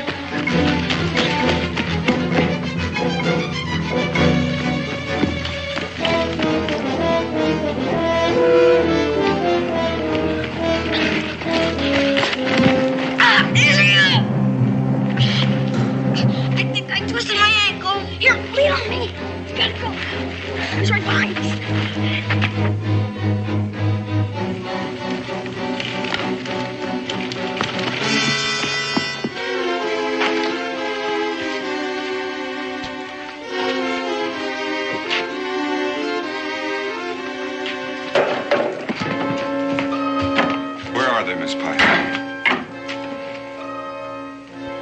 Stay here, Hank. Oh, over here.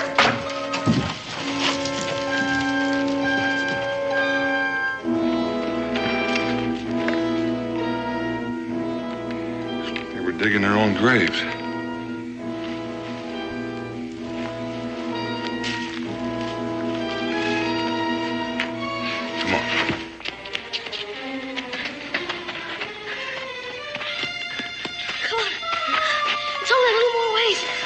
Listen. Come on!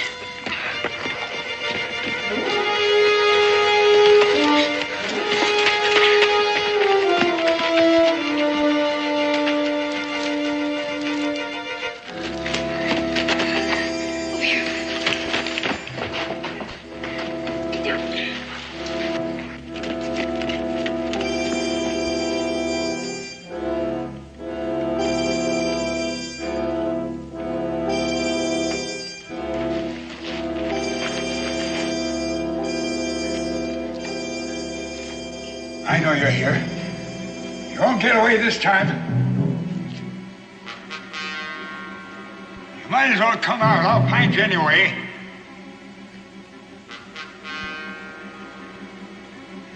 Look now, I'm tired of fooling around with you kids. Come on out.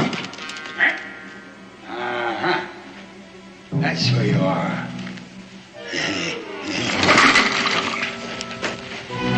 Wow! Then it worked! Sail again! Yahoo!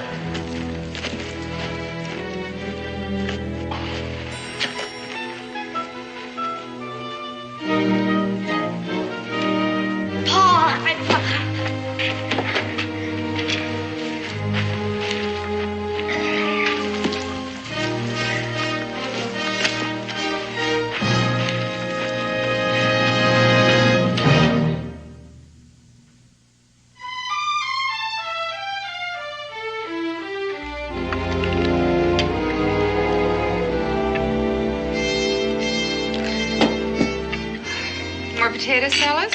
No, ma'am. No, thank you. I'm about stuffed as it is. Pa, did they ever find out who the stranger was? His name's Sam Bedford, Israel. Evidently, he and Pike were in the Army together and were mixed up in an Army gold theft. Pike disappeared with the gold. The Army caught up with Bedford, and he served a term in prison. When he got out of prison, he went looking for Zach Pike for his share of the gold. That's about it.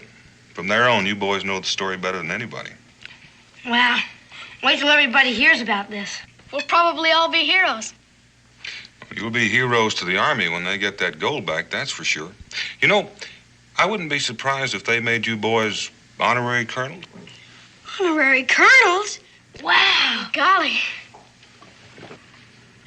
The Black Pirate sails again! Yahoo! Israel, Yes, sir? I think I owe you an apology. You do? Mm-hmm. For that talking to about those tall tales. Oh, that's all right, Pa. I guess I'll tell a few more tall tales before I'm through. So just give me credit for the next time. To the cave!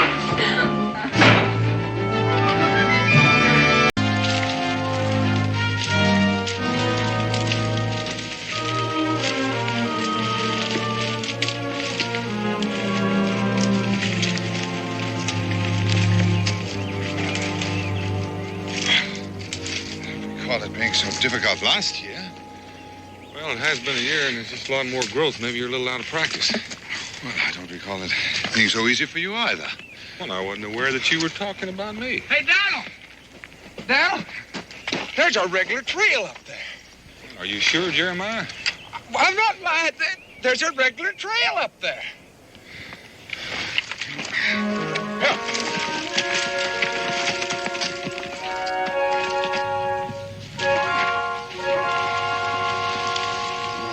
See there? There it is, just like I told you.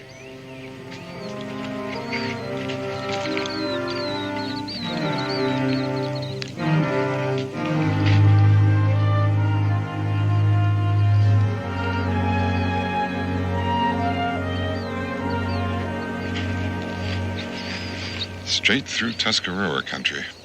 Fresh tracks. I've never heard of Tuscarora using wagons before. Doubt that they do.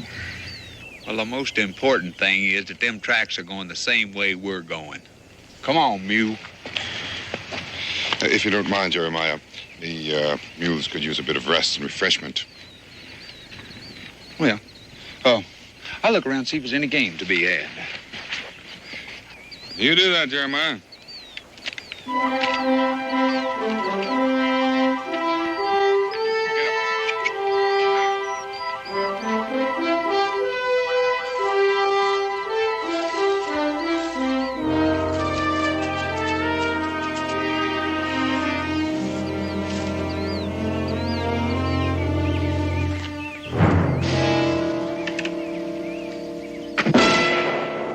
Jeremiah shot us.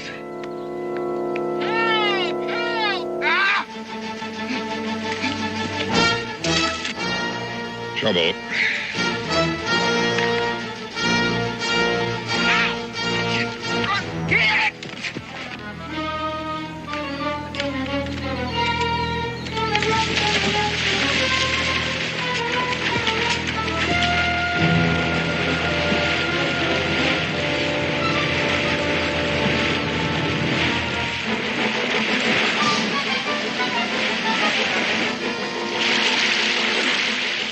Jeremiah? Well? Well, I was aiming a rabbit, and I don't think I hit him. And hit a beehive. My beehive.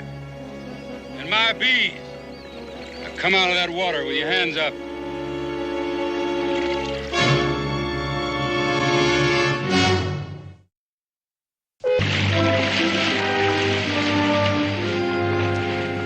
Your name's Boone. Daniel Boone? You're a long way from home, ain't you? Quite a piece. We've been hunting and trapping up north. I don't see any furs. Well, your bees ran our mules off. It's all the same to you. We'll go after him and we'll be on our way. What are you doing with an Indian? I don't think it's any of your business, but he happens to be a friend of mine. How do I know you're who you say you are? Well, now that's a risk you're going to have to take, mister, unless you want to fire that musket. Mr. Boone, if you got a little time, I'd like to talk to you. We'll find the mules, Daniel.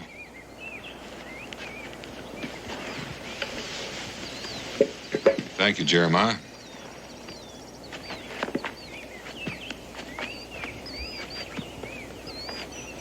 You aiming to travel through Tuscarora country?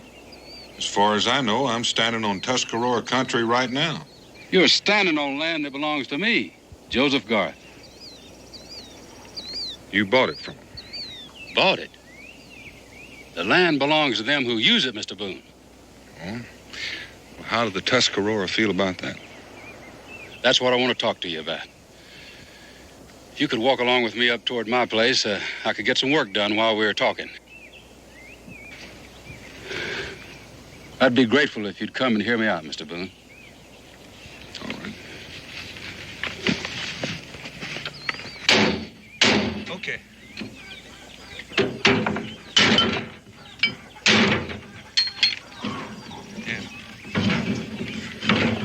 John?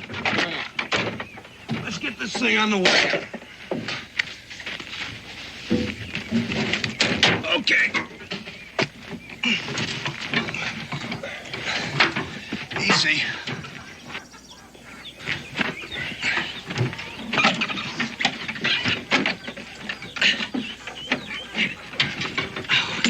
Watch it.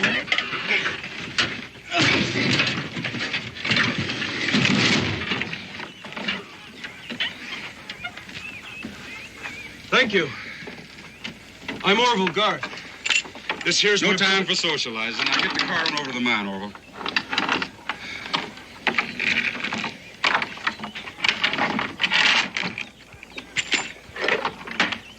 What kind of mine are you working, Mr. Garth? Give me a hand here with this door, Mr. Boone. Coal mine. Ought to be working it now. One of them thieving Indians broke in here last night and stole some of my tools. Not that they got any use for them. Not a one of them ever did an honest day's labor in his life. They're just bedeviling me. Don't know why the good Lord made such miserable creatures anyhow. I thought there was something you wanted to talk to me about. I am talking about it. Tuscarora. Not only thieving my tools, they're driving my stock off, wrecking my fences. That all? I figure you're lucky to still be wearing your scalp. You think I fear that handful of heathens? Handful? Just 7 or 8 of them, camped a half a day's ride from here. For your information, Mr. Garth, there are a couple of thousand camped right over those mountains to the west. Now, their chief is Black Hawk, and he doesn't take kindly to folks squatting on their land. Mr. Boone, I can manage. Now, for some reason, Black Hawk hasn't chosen to do anything, but if he wants to take this land back... I don't know why you're trying to scare me, Mr. Boone, but you're not succeeding. Not too bad. When I got here, this land was nothing. Now I've made it into something. You know how? By the sweat of my brow. Mine and my sons. And I could offer them lazy Indians work, too, if they take it. I've offered them pay, even. Mr. Garth, you don't take a man's land and ask him to work it, pay or no pay. Looks like the way you're talking, I can't expect any help from you. Mr. Garth, you've got bees and livestock, pasture, crops, timber, and even a coal mine. The only trouble is, none of it belongs to you except the bees and the livestock. I've got a contract to supply coal to the foundries at Portsmouth. And I'm legally obliged to fulfill that contract. And I'm way behind schedule now. There'll be a dozen wagons here in 3 or 4 days. And one way or another, I'm going to fill them with coal. Tuscarora coal. Them heathens didn't even know the coal was there till I opened the vein. If they value it so much, why don't they work it? Mr. Garth, apparently we're speaking the same language, but you're not making any more sense to me than I am to you. All ready, Daniel? Fine, Mingo. Mr. Garth, you asked my advice. If I were you, I'd try to pay for this land with something they value. Like what? You give them whiskey and they'll go crazy. You give them guns and they'll kill us. Unless you keep those bees just for stinging people, you've got honey. And I've seen Indians go through torment trying to rob a bee tree. A couple of gallons of honey might pacify the whole tribe. Dinner's ready, Mr. Garth. Where are the boys? You're over to the mine. They'll be along directly. Mr. Boone, won't you and your friends take the midday meal with us? My wife's a mighty fine cook. Then go. Well, you know me, Daniel. I'd eat anyone's cooking rather than my own. Down on my backbone and my belt buckle are getting awful well acquainted. Well, Mr. Garth, we'd be pleased to. Well, you can put your mules over there in the corral. Come on, Mr. Boone, we can wash up on the porch.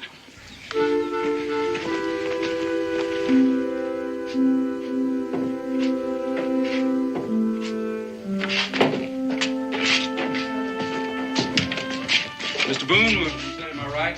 Friends can sit alongside you.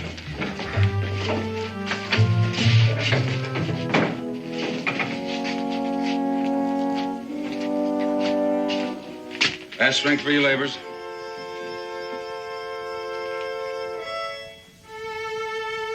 Set.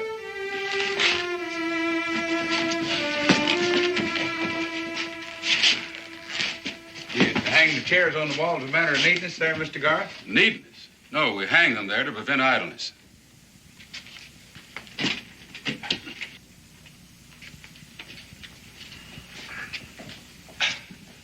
Chair on the floor is a temptation to sit. In this family, we sit only at meals and lie down only at night. Well, what happens when you get tired, Mr. Garth? Garth don't allow himself to get tired.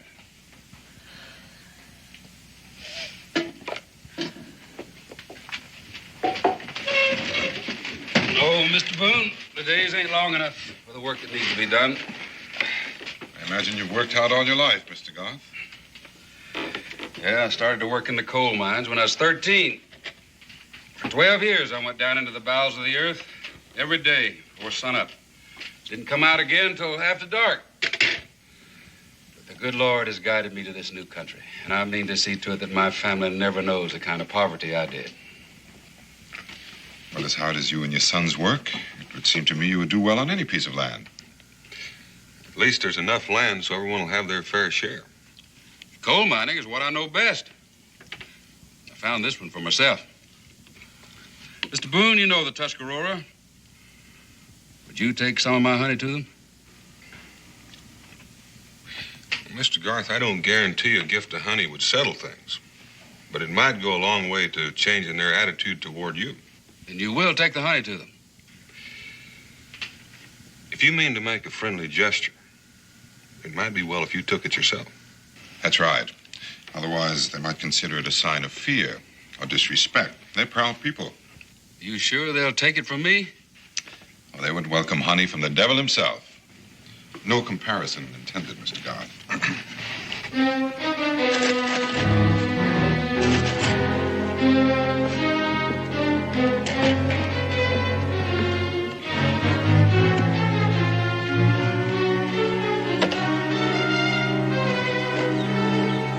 Welcome to spend a night, Mr. Boone. Oh, thank you, Mr. Garth. I think we'll make quite a bit of time before night's due. Shovels for digging, not for holding you up. Now, you heard what Mr. Boone said. There's still plenty of time till dark. And time's not for wasting. Safe journey, Mr. Boone. Good luck, Mr. Garth.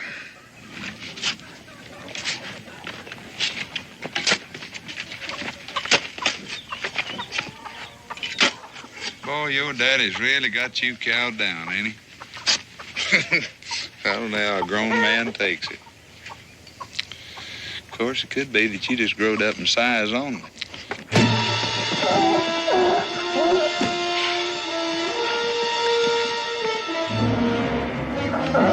Let him go, let him go.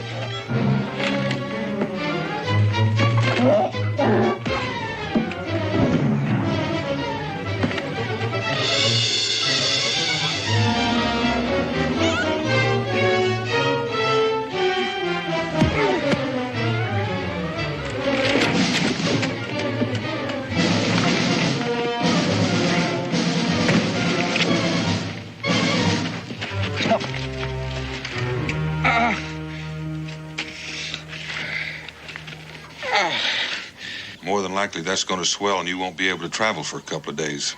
We were supposed to deliver those furs to Fort Sims tomorrow. Well, he can stay here till he's able to travel. Oh, no, I'll be fine. Stayed here, he'd work me like a mule. Mr. Garth, when are you going to take the honey to the Indians? I'll press it out of the combs tonight. It'll be ready tomorrow. Well, I'd appreciate it if you'd take Jeremiah with you. We can stop by the Tuscarora camp and pick him up on the way back. Thanks again, Miss Garth. My pleasure. John, Orville, get this young fellow in the house.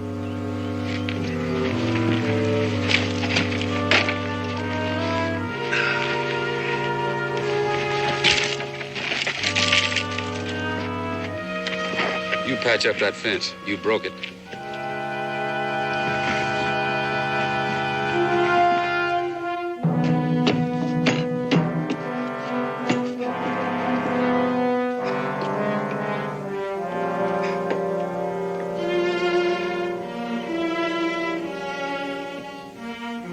Mr. Garth?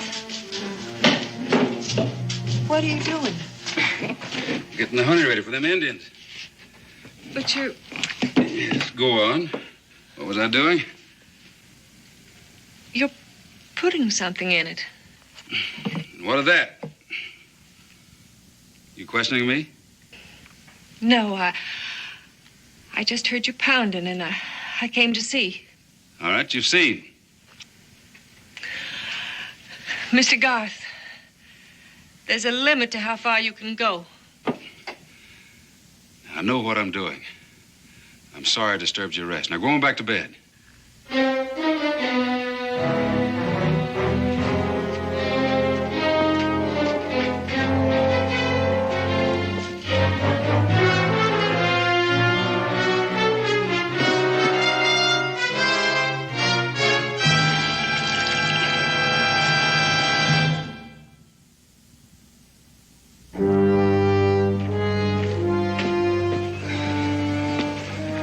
5 or 6 hours to the Tuscarora camp. Should be there just before dark.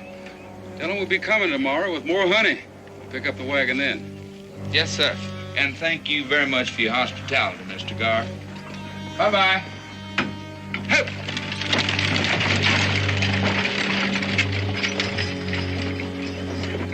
No, maybe it's best, Pa, making friends with the Tuscarora. Paying them something for their land we're using. If we have to. Did I hear you say their land? Pa, I meant we are paying them something. The honey. Yeah, we're paying them in the only way they'll understand. Now go get your rifle. Rifles? Ain't we working today, Pa? Has there ever been a day you remember when we didn't work? Now go get your rifle. Yes, Pa. You too, Orville.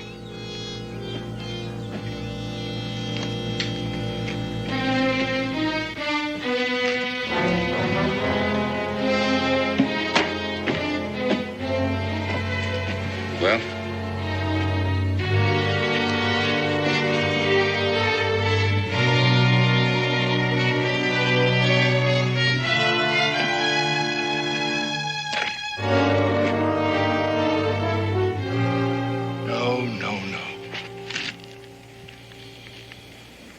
No. You cannot be friend to Tuscarora and Joseph Garth. Yellowknife, I'm neither friend nor enemy to Joseph Garth. We never saw the man before yesterday. But you know that he plows Tuscarora land, that he cuts down Tuscarora trees, that he digs the flaming rocks from our hillside. I have come with only a few braves so that I might drive Garth from our land without bloodshed. Killing only brings more killing. Thus have I counseled my brother Blackhawk, but Garth will not listen to my warnings, and Blackhawk grows impatient. Soon he will come with a great war party, and the Garths will all die. Hi, Down. Mingo. Jeremiah, where's Garth? He said he'd be in tomorrow, Down. Where's the honey? Well, I got some here.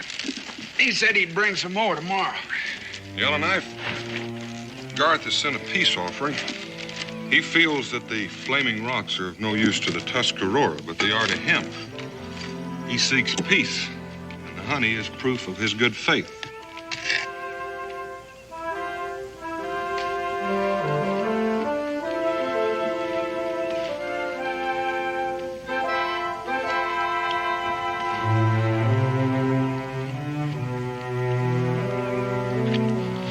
It is good.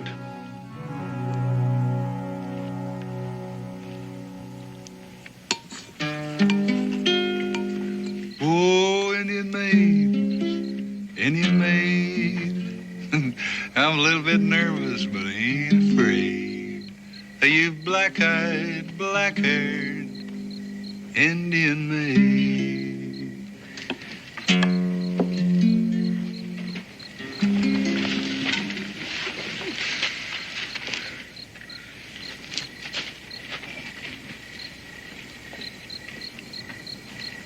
Well, looks like Jeremiah's feeling better. Uh-huh. Well, I was just calling Mingo's attention to old Jeremiah there, grinning like a possum eating turnip greens. Just a caution. She's Yellowknife's daughter. Oh, yeah. But she is pretty. You know what? I finished this eating. I'm just liable to take her for a little walk in the woods. Mm-hmm. Oh, I'd think that over once or twice if I were you, Jeremiah. Well, she's grinning back. That's right. But that means that she's looking for husband. You see, when a Tuscarora woman returns a man's smile, that's like publicly announcing their betrothal. But what? That's promise, Jeremiah. You take her for that little stroll and you'll wind up the evening a married man. That'd be a nice way to wind up this feast, wouldn't it, Mingo? The corn is ready. Bring the honey.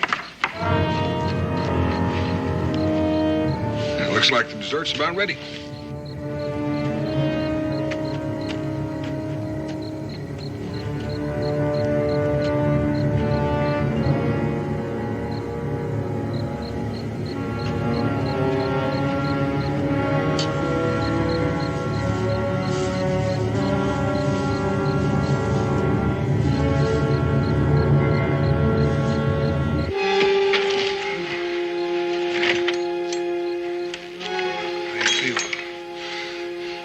Dan, there's something in that food. I'm sorry. Me too. Here's some water.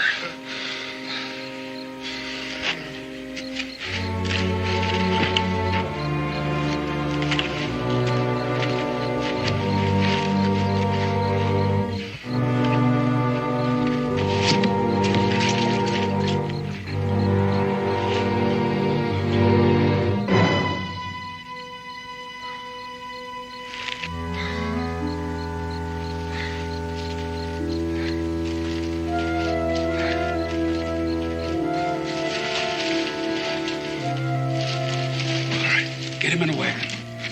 Boone, isn't that Boone's friend? He's an Indian, therefore a heathen. Now load him up. Wait a minute. Pa, what you're doing is wrong. Powerful wrong. You just do as you're told. Them Indians kept us from doing our work. Now they're going to make up for it. Pa, what if the rest of the Tuscaroras Are you find out? defying me, boy? Pa, I don't... And Indians don't care what we do. Or we'd have heard from them before now. Boone's just trying to buffalo us. I'm not going to tell you a second time. Load them in a wagon. Now, come on. Help me hitch up them horses.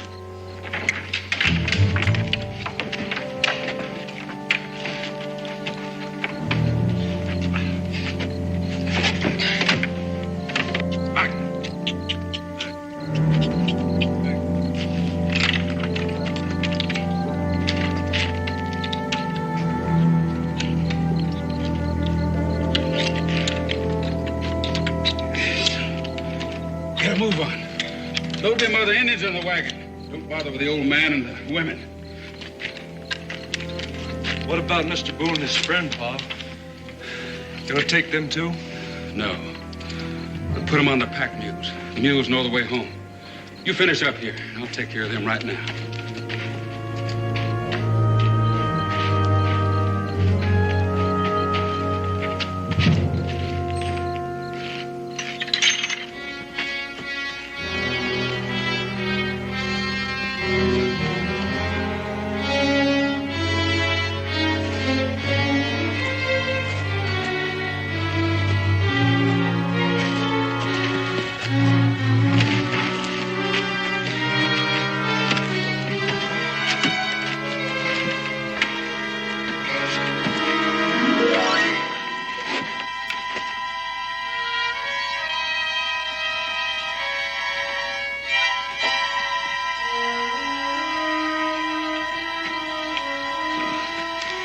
That ought to hold them till they come around. Ha! Get out of here. Come on.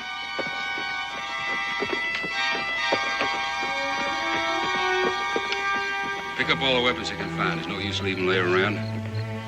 I'll go help the boys with the rest of the Indians.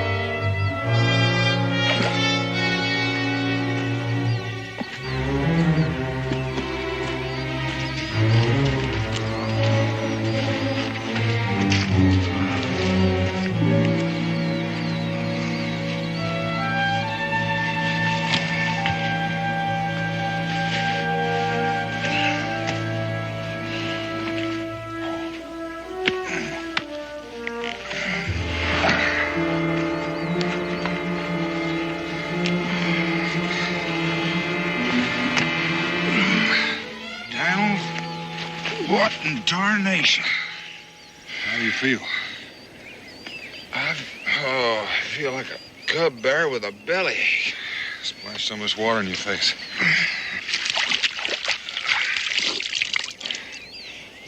How'd we get here? Mules brought us. Well, what happened, Dan? I don't know. I just woke up a few minutes ago myself. You must have been out here all night. Well, I don't recall getting on that mule. You didn't. Somebody put you on him. Yellowknife? Well, last I remember, he was as bad off as we were. We were drugged. It could only been one thing. The honey. Garth. Wait a minute. I brought that honey to him. Now, Yellowknife's going to think that we both got a lot of explaining to do. Get your mule. Get it.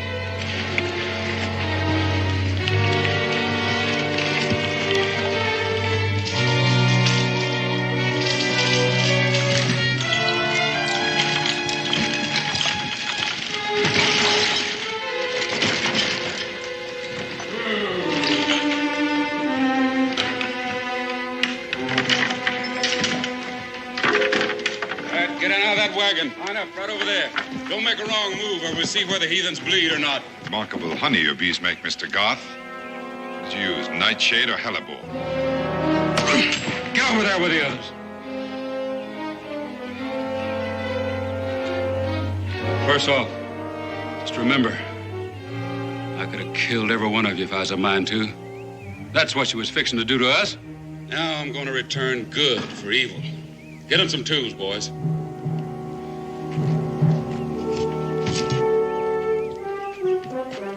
You see this? It's coal. In a few days, there'll be a dozen wagons here, and I gotta have enough coal to fill them all. Now, me and my boys would have done it ourselves, only you heathens wouldn't let us. Had to waste time standing guard and chasing you off. Now you're gonna give us that time back. For the first time in your lazy lives, you're gonna do some work. Now get inside of that mine. March! Get a move on.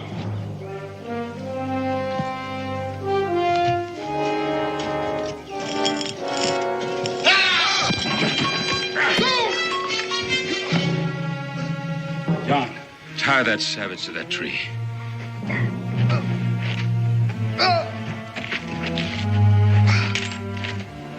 Stand right where you are, all of you. And watch this. It'll help you to keep your minds on your work.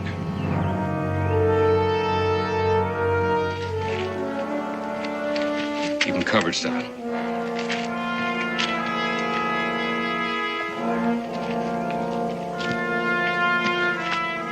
Orville, lay it on him.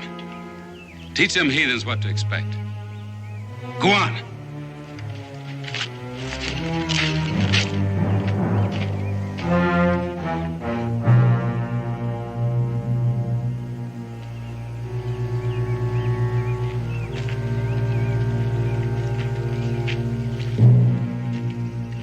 can't we just tie him up?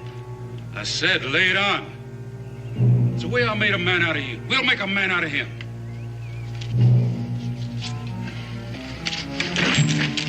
If I had the time, I'd teach you to defy me.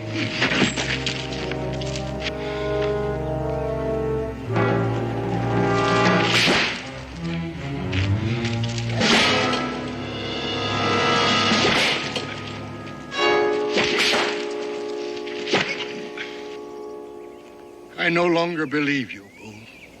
Now, Yellowknife, would I come back here if I were lying? There was a time when Daniel Boone's word meant much to the Tuscarora. Well, now, that's more important to me than Garth's colt. How can you bring back my braves? What if Garth has killed them? I think if Garth was going to do any killing, he would have done it here. Now, he has something else in mind. And remember, he took Mingo along with your braves. You have until dawn tomorrow. If you have not returned with my braves, I shall send my daughter for Black Hawk, and you will all die.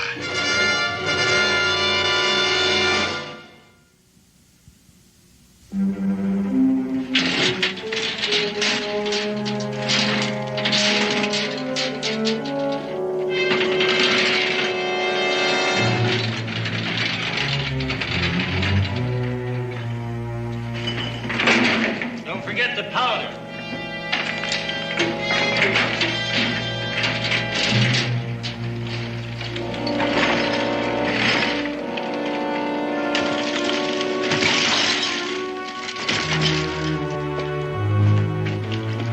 Mrs. Garth? Sorry, I didn't mean to startle you, but I would like to talk with your husband. He's at the mine working. I have work to do myself. The Indians didn't much care for the honey that was sent to them. Come in, Mr. Boone.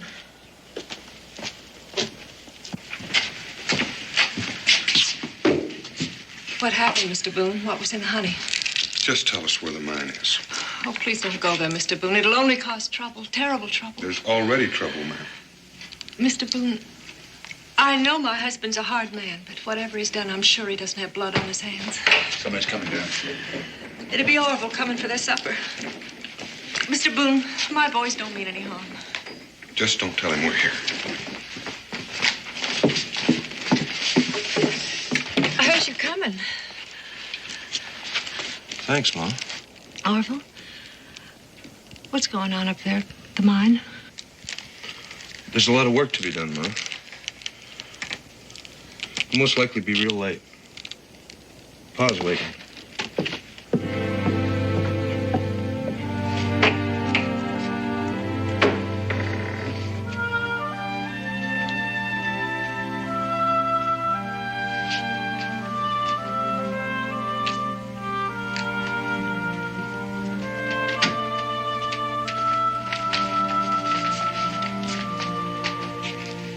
Some work has to be done standing, ma'am. Shelling peas isn't one of them.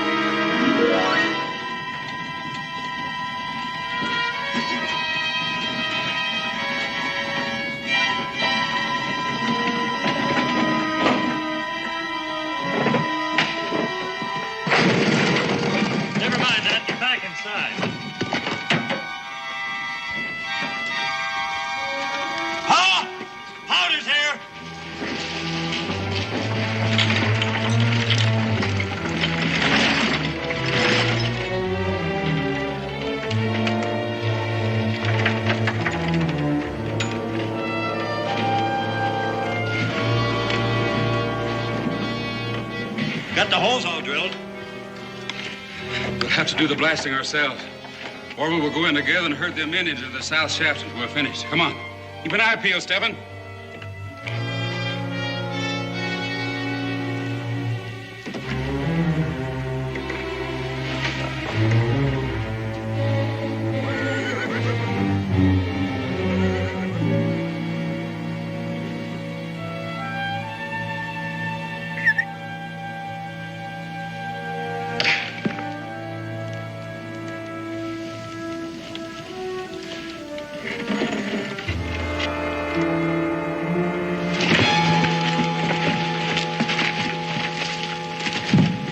Keep him quiet.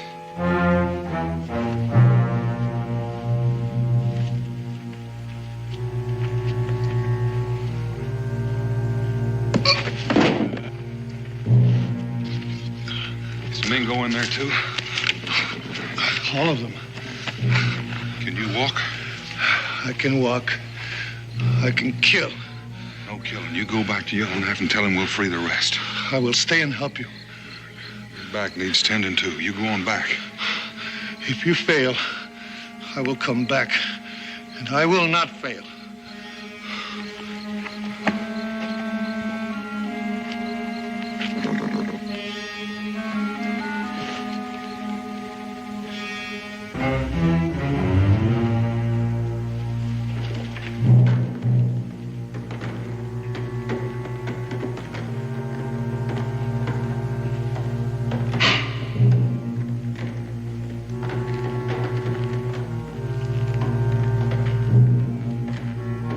Get a move on. Move, you stubborn critters. Get back. You're gonna learn how to work. Get in that shaft. Stay in there till the blasting's over. Or you're liable to get buried. I'm gonna free enough coal to keep you busy 2 or 3 days. John, stand guard while Orville and I set the charge. Come on, move!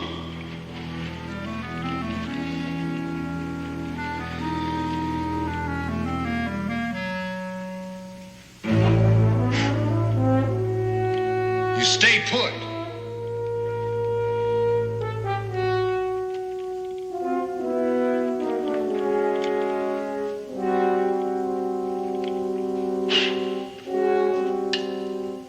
Pa, there's some sort of draft in here. It's blowing out the candles. Well, light him again.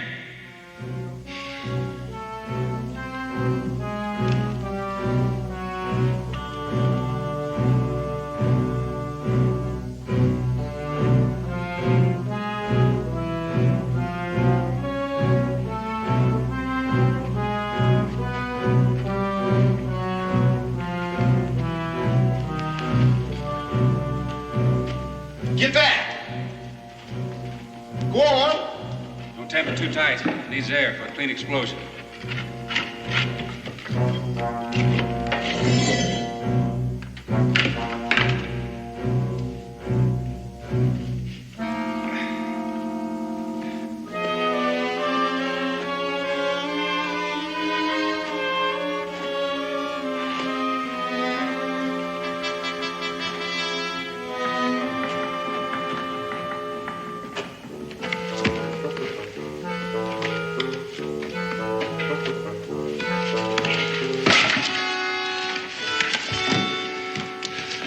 Go get that candle, Orville.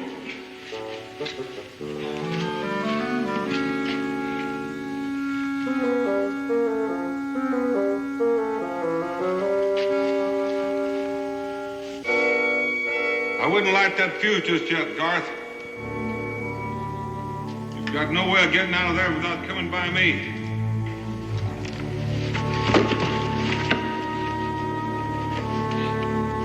Boone! Is that you? You got that quick, Garth. I'm between you and fresh air. If you want to breathe any more of it, you'll do as I say. Now, first off, John, get back in there with your paw. Go on, move. John, stay where you are, boy. He can't see you.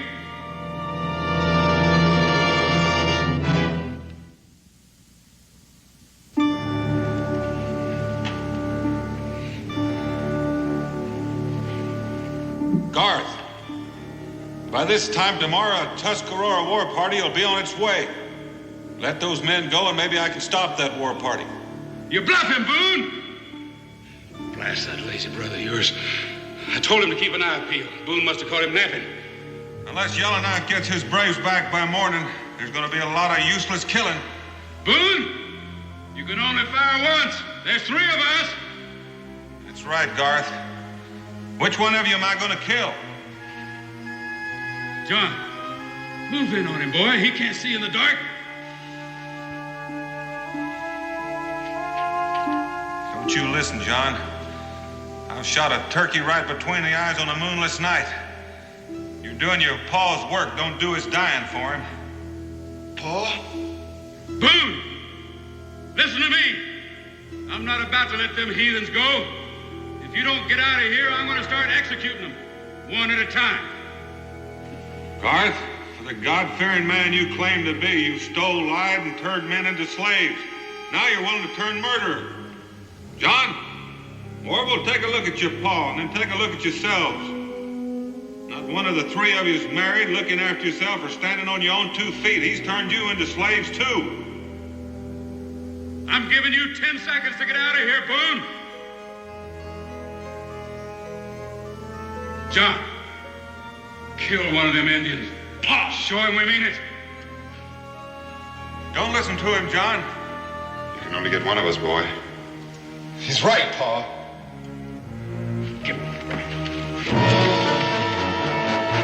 Pa, no!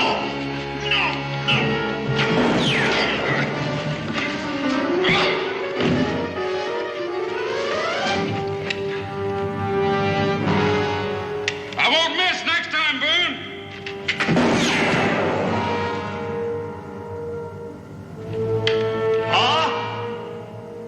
Watch out for Boone, boy!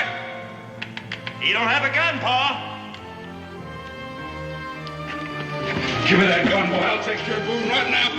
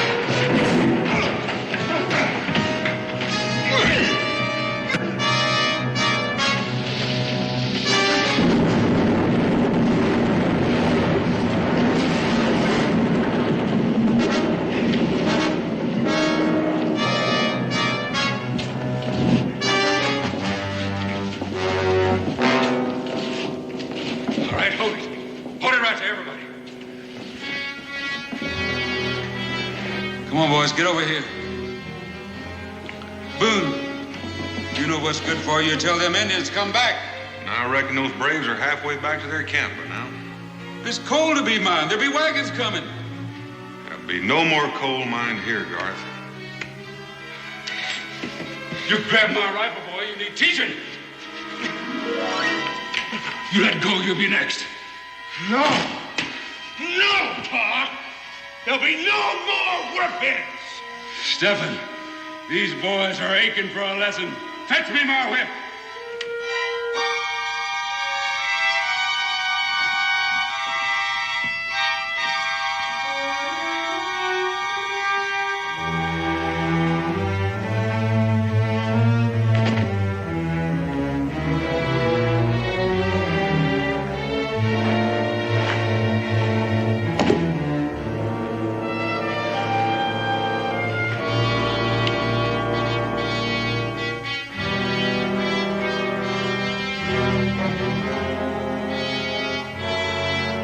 Like Orville said, Pa, no more whipping. If you value your family, Mr. Goth, you'll get them off this land as quickly as you can. Any chance you had to settle with the Tuscarora is gone.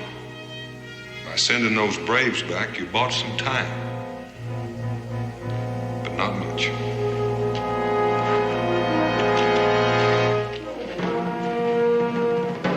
He's right, Pa. It's over. Working together for the good of the family was one thing.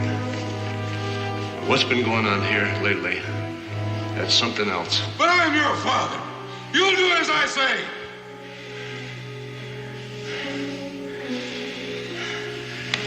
It's over.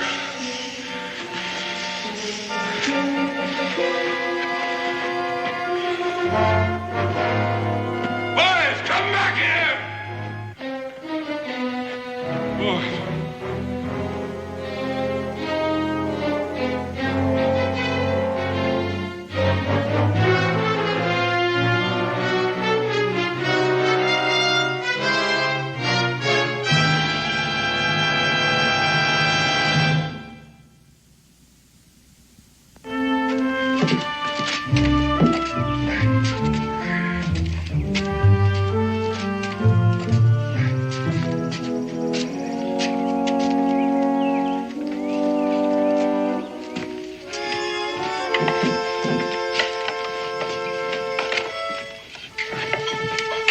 Still can't understand.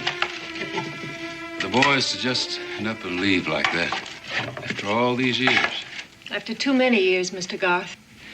Thank heaven you finally forced them to make a choice. Choice? Between dancing to your tune forever and finding a tune of their own. Maybe that's what turned you into such an angry man, the fact that they'd never stand up to you. Guess I never thought of it that way, Miss Garth. I always hoped the boys would find the strength to be their own men. Well, what's going to happen now? Well, we could homestead some land if you're of a mind to. Just the two of us. Like I was before Orville came. Start all over again. Find some new land. Build another house.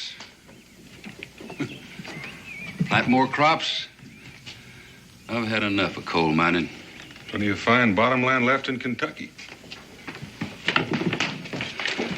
You know, Miss Garth, right now you put me in mind when we first got married.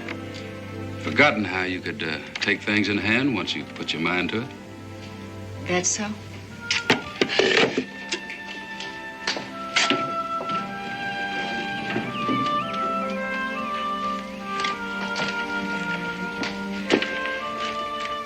In that case, Mr. Garth, set a spell. You look plumb weary.